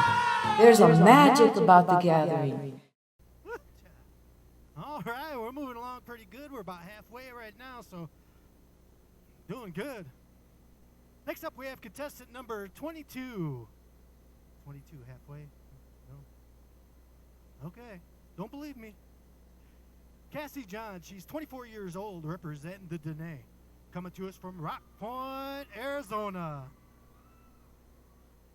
Tonight, her talent will be the Navajo song and dance. Her favorite foods are blue corn everything. Blue corn fry bread, blue corn cupcakes, blue corn pudding, blue corn fried shrimp. I guess that's about all. So let's give a round of applause to contestant number 22, Cassie John. Yad Eshk Edo Shidina, She Cassie John Nishya, Toa Hana Nishle, Bit Ani Bashishin, Ashi had the Shedo Kitlachini the Chanel, the Nepikeya Danasha, Akut Ego, the Na Asana Nishle. Asa E Nida Nicho Yese Be Hahodojish. Ayo wena, hey, yeah. Ayo wena, ayo wena, hey, yeah. Hey, yeah. Hey, yeah. Hey, yo, we are, hey, yo. Good evening, all my relations. For my people, we uplift and carry on our Dene way of life through our stories, our ceremonies, and with our traditions. As a storyteller myself, I tell stories through my art and as a dancer. The dance I demonstrated, Nicho Yise, is a traditional healing dance from Nida, the enemy way ceremony. The purpose of this dance is to unwind the mind, Ninsehekes, rebalance our way of thinking. This is a dance for our warriors and for our veterans, to empower and strengthen their spirit. Nicho Yise and other traditional dances inspired what we now know as Navajo song and dance. It is at these social gatherings where my Dene come dressed in our finest attire. Young and old alike, we dance Shabik Echo clockwise. It is a ladies' choice dance where we skip to the rhythm of the drum beat, synchronizing our movements as one. Tonight, I would like to share with all of you the beauty of my Dene culture through the skip dance.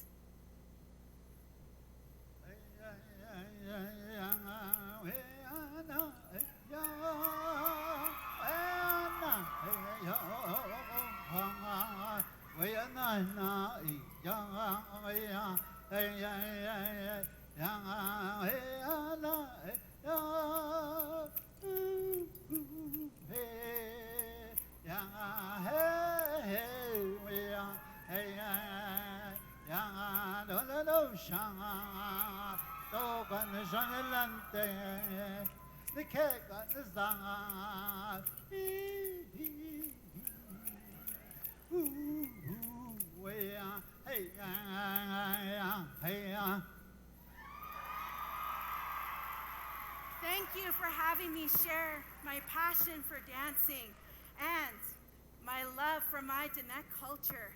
As Indigenous peoples, it is vital that we carry on our traditions through our songs and dances. Ahyahat Ninsago.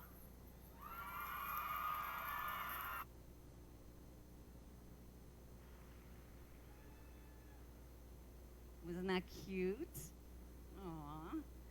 Contestant number 23, Soraya June Whiteplume. She's 20 years old, representing the Navajo and Northern Arapaho nations. Yeah.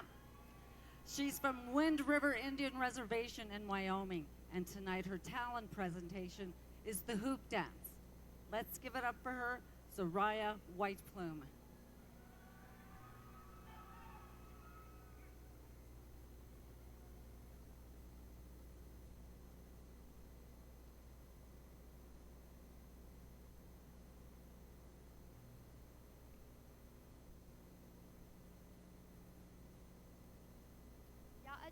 shikero shidinete, dos, neta ena, the naana, naasitana, nahanataye hese. Hatat dina. Good evening, everyone. My name is Raya June Whiteplume. My Arapaho name is Nahanataye Hise, which translates to Red Hawk Woman. This evening, I will be sharing hoop dancing. Nuhu nata, danita nuhu, danana a, danika ena, heya justa stana, banati dini, hawuni, bakati nitanu nana, nuhu dana. This dance is a healing dance, with various formations representing the animals, the plants, and the creation of life overall. I hope this dance brings you good feelings. I would really appreciate your round of applause as it encourages me to make my way through my hoops. Ha-ho and a yeah.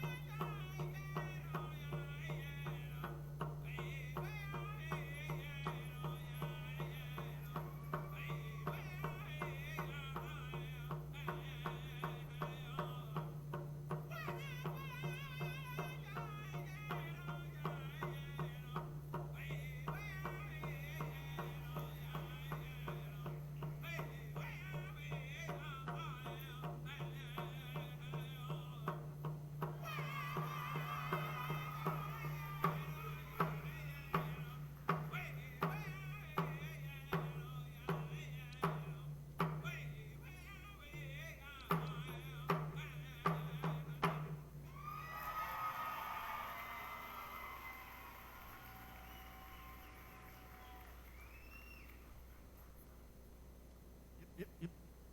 Give her a round of applause. All right, coming on out, contestant number 24, Tia Titus. She is 25 years old, representing the lower Tanana, Athabascan, and Navajo, coming to us from Minto, Alaska.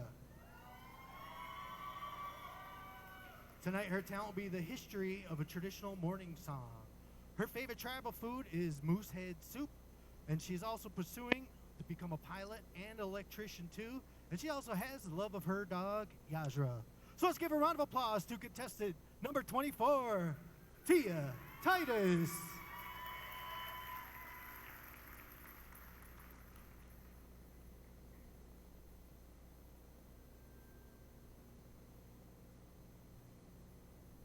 Da'inta, Seujra, Tia Titus, Benti Hutana Eslam, of Tani Trugal Sithna. Hi, my name is Tia, and I'm from Minto, Alaska. Benti, as we say it in my language, and I'm of the Fishtail clan. For my traditional talent, I'll be singing a Draktak Jalik, which is a slow song or a morning song that's made to provide healing and strength to the families going through mourning or loss. This Draktak Jalik was made by Julius Bettis of Nenana, Alaska, and although not from Minto, Nenana and Minto share the same dialect and the same culture, so many songs have been shared between the two. Julius Bettis had composed this song for his late son who had passed as a child due to illness. Upon greeting the village Upon greeting the village in his boat, he was met by his family and his friends, and they slowly began to listen to the tune that he was singing as he pulled up on the bank. In a couple minutes, they began to catch on to the tune and sing with him in unity, also sharing his heartbreak. The name of the song is Segoya, and Segoya means my baby or my child. Another word in the song is Chogwatsin, and Chogwatsin is the most powerful, most strong word in our language, and that means love. For those in the audience who have experienced sudden loss or are going through mourning for a loved family member, I hope that this song brings you peace and comfort.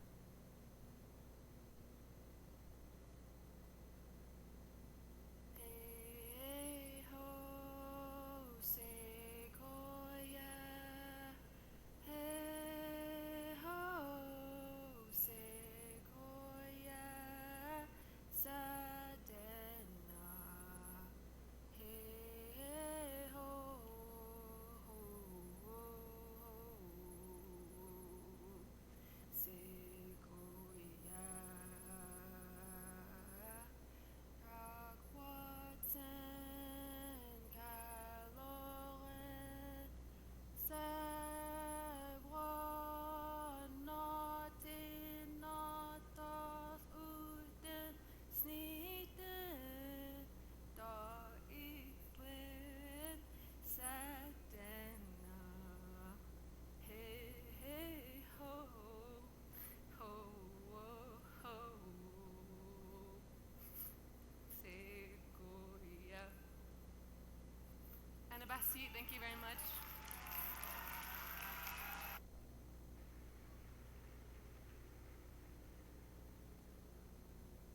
She's crying. That was so beautiful. Let's give her another big round of applause.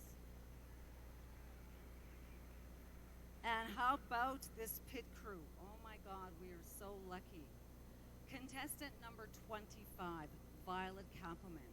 She's 18 years old, representing the Quinault Alutiiq Nations. Her hometown is Tuhala, Washington. Tonight, her talent presentation should be sharing the legend of the Sky People. Violet's career ambition is to protect Indian country's natural resources. She can speak both French and Japanese. Ooh, hey? And she's proficient in the artistic technique of speed painting upside down. Ooh. She has a specific snack, Quinault blueback, on cedar stick over a fire with alder and cherry wood. Especially precious to her is spending time with her tribal elders and listening to their stories. Please put your hands together for contestant number 25, Violet Kampelman.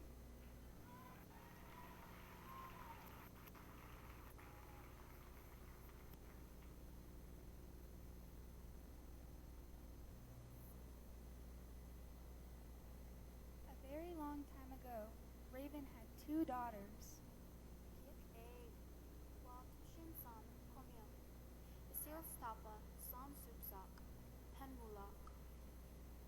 As they laughed and played, time escaped them and the sky began to get dark.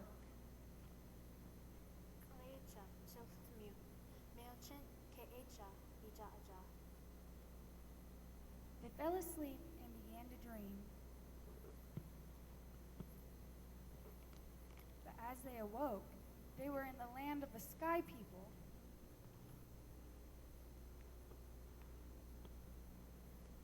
The older sister wanted the North Star she saw, while the younger sister wanted the West Star.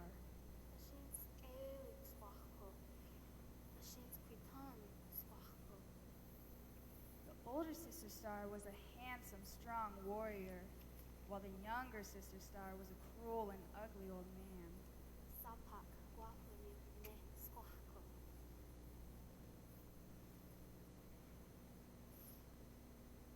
As the little sister cried, her tears fell on Raven's house like rain.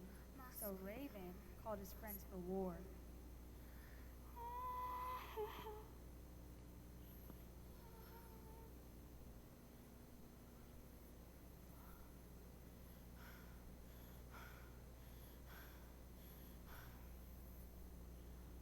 was snake.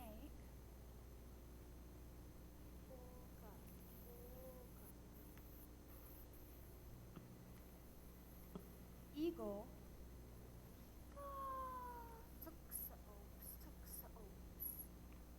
Bear.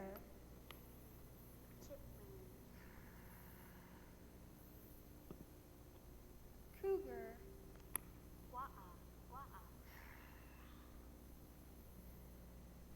And wolf.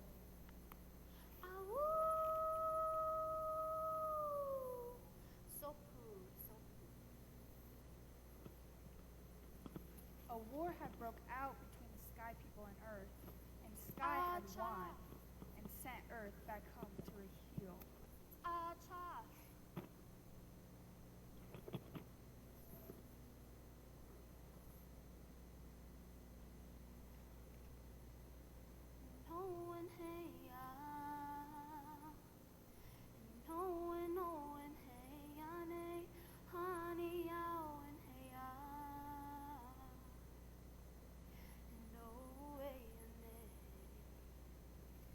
Raven asked Kokone, Spider Woman, for her silk of robe to return home.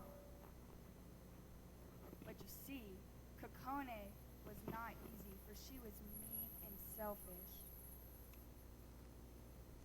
But Raven tricked Kokone and stole her silk robe, and one by one, animals began to descend back to Earth. But the rope had broke, for it was not strong enough. And that is why, when you look into the sky, you can see the animals left behind in what we call the constellations. The moral of this legend is to be careful what you wish for.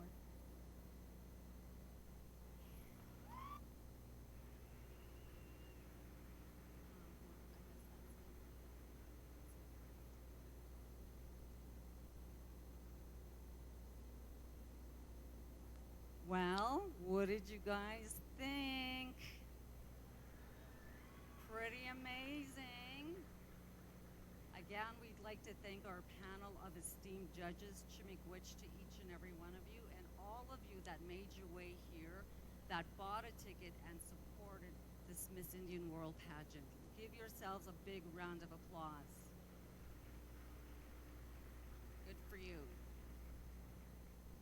And don't forget, you want to get there early tomorrow, and with more competition as well for all of our contestants. They have their public speaking will be tomorrow at stage 49 at 1:30, and also right after grand entry tomorrow evening we'll have their dance portion. And Saturday, immediately after grand entry, will also be the crowning of Miss Indian World. And that's the end of our show, Jason. Let's give him a big round of applause. Let him know how much we love him. Just so I can quote The Mask, they love me. They love me. They really, really love me. He sometimes wonders. I'm not going to lie. But thank you all for coming, each of you. Whoa, whoa, whoa, whoa. Don't sit down yet. We got the name coming up. We're going to be bringing... One more time. Who wants to see them one more time? Oh, the Miss Indian World contestant.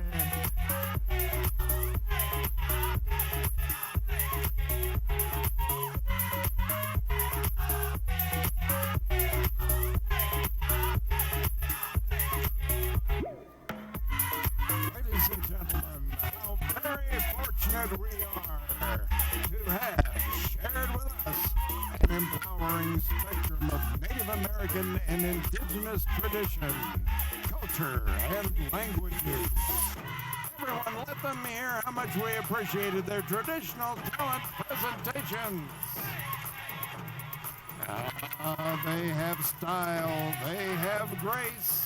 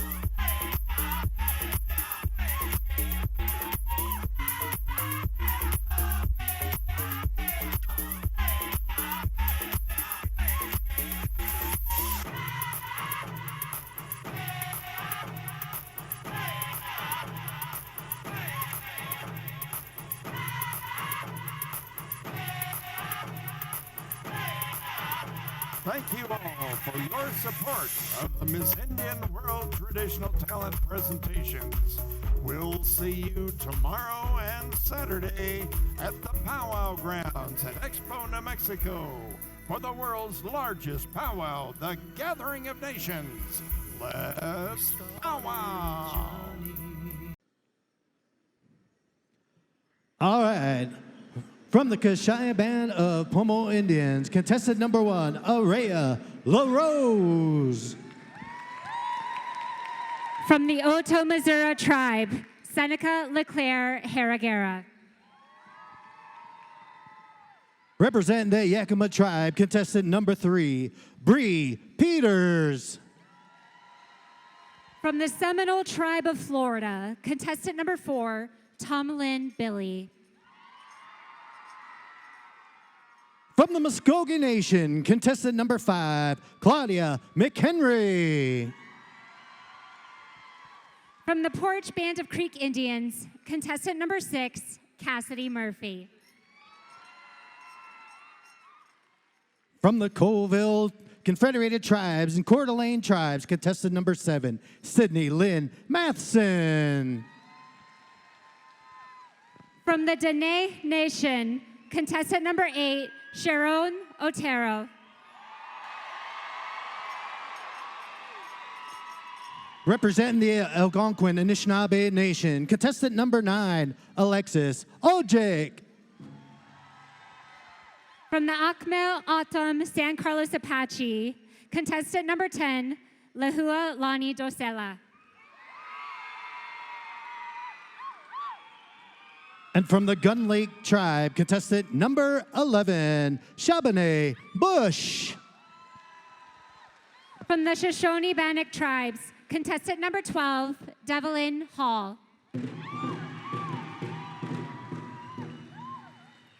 From the Leech Lake Band of Ojibwe, contestant number 13, Rosalina Hunt.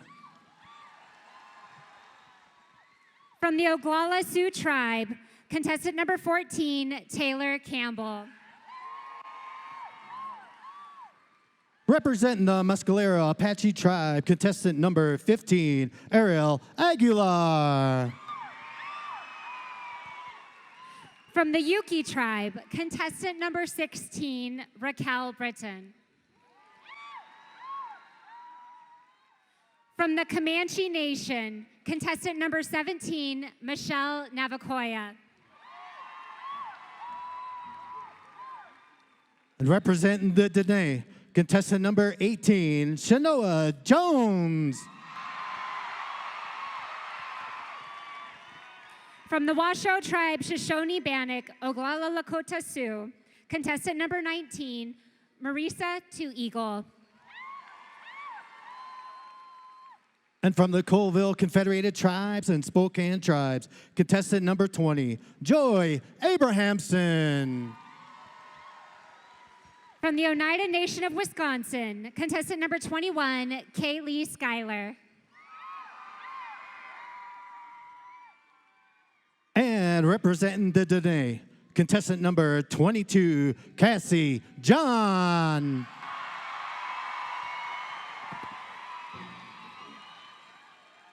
From the Navajo and Northern Arapaho, contestant number 23, Zariah June White Plume. From the Lower Tanana, Athabascan, and Navajo tribes, contestant number 24, Tia Titus. From the Quinault and Aleut, contestant number 25, Violet Kapoman.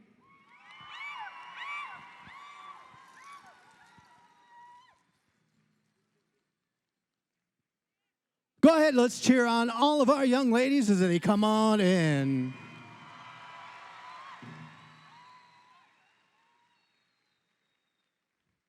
I'd now like to introduce my co-host, a champion shawl dancer in her own right, and a TV producer all the way from Long Plains, Manitoba, Lisa Meeches. Everybody, welcome to the Miss Indian World competition as we crown our new Miss Indian World. Let's give it up for Jason Let's give it up for Jason. Oh my. The Miss Indian World competition began on Wednesday with personal interviews, traditional presentation, and yesterday, public speaking and the dance portion. Awards are given in each category. One award is by the contestants themselves. It is Miss Congeniality. And the winner of this year's Miss Congeniality is from Notzinho, Mexico, Sharon Otero.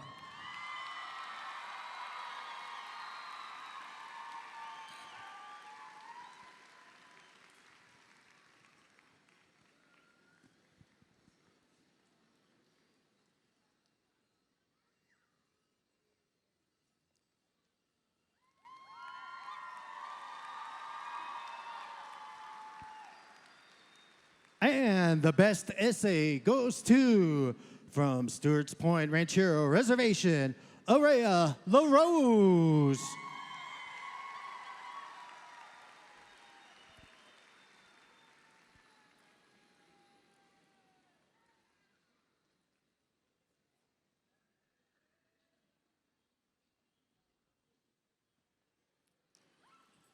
Congratulations. Best public speaking is awarded to Casey John. Congratulations.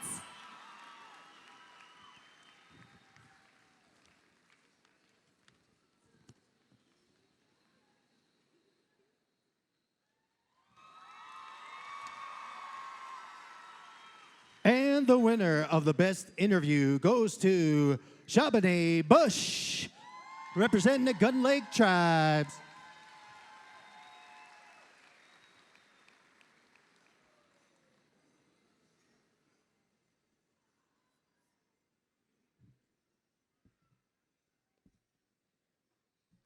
Congratulations. And the best traditional presentation goes to Shanoa Jones.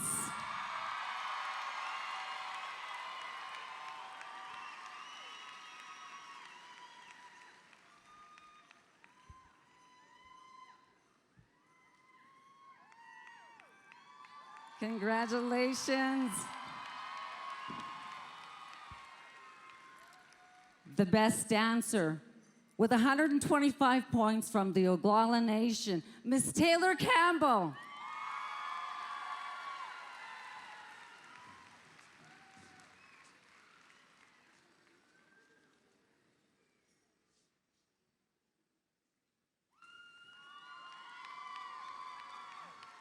Now, over the course of the pageant, 25 acclaimed judges' votes went toward the accumulated point system.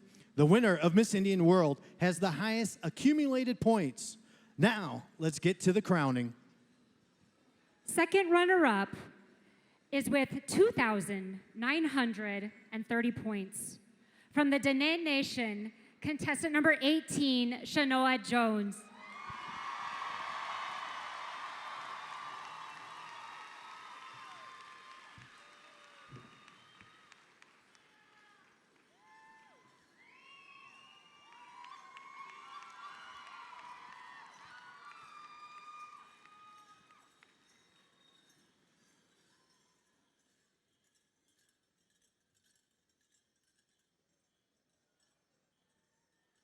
Let's give her another round of applause, ladies and gentlemen.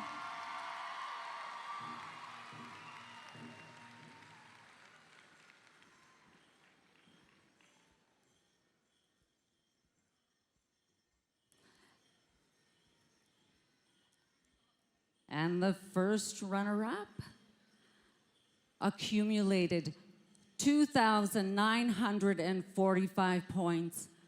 From the Keisha Band of Poma Indians, Arella LaRose.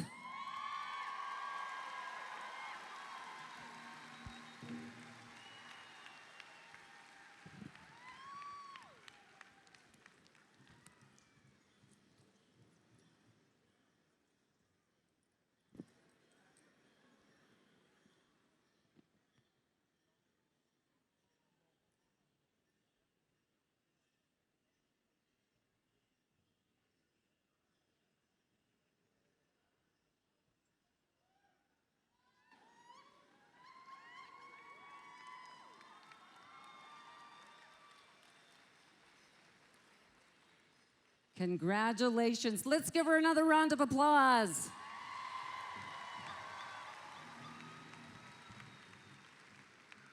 And here we go. Miss Indian World 2024 accumulated 3,034 points. Representing the Dene.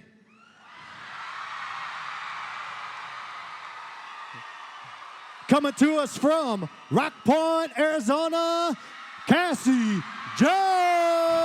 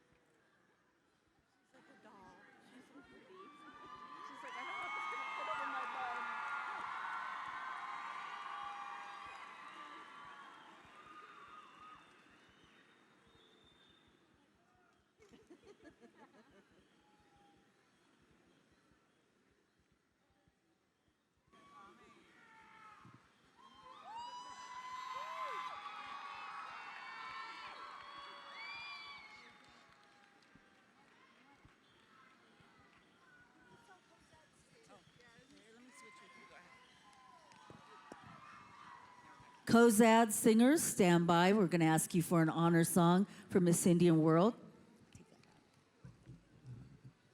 All right, everybody, give her a big round of applause. The Navajo Nation,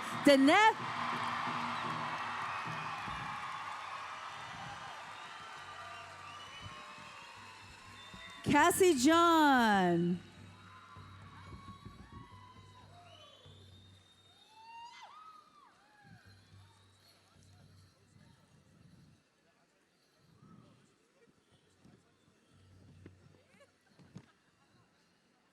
How many of you know where Rock Point, Arizona is?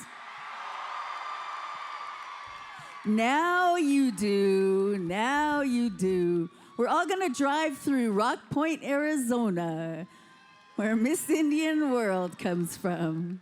All right. Congratulations to Cassie John.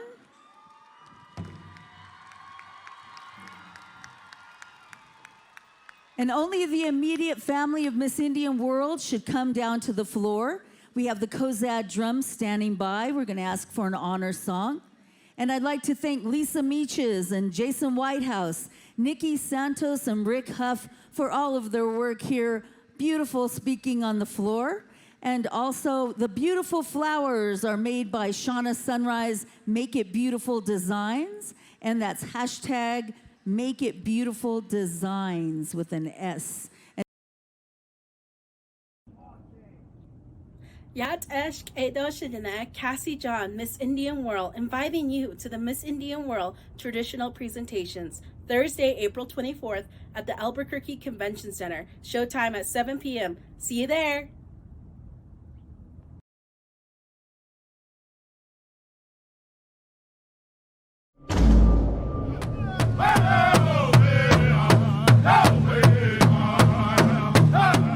Everyone is invited. Make your plans to attend the Gathering of Nations, North America's biggest powwow.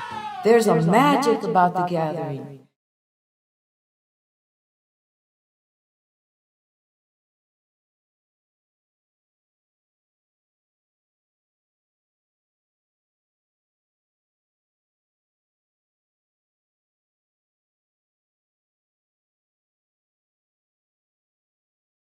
The Gathering of Nations, we've had over 3,300 dancers in the Grand Entry.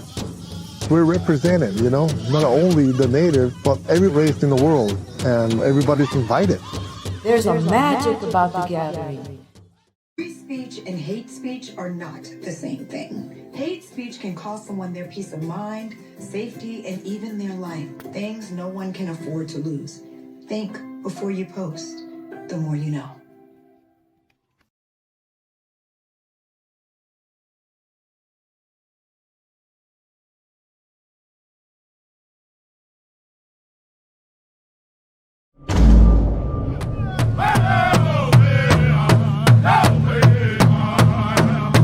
Everyone is invited. Make your plans to attend the Gathering of Nations, North America's biggest powwow. There's a magic about the gathering.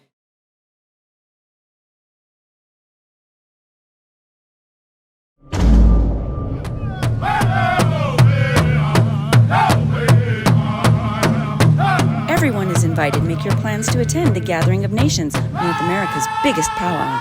There's a magic about the gathering.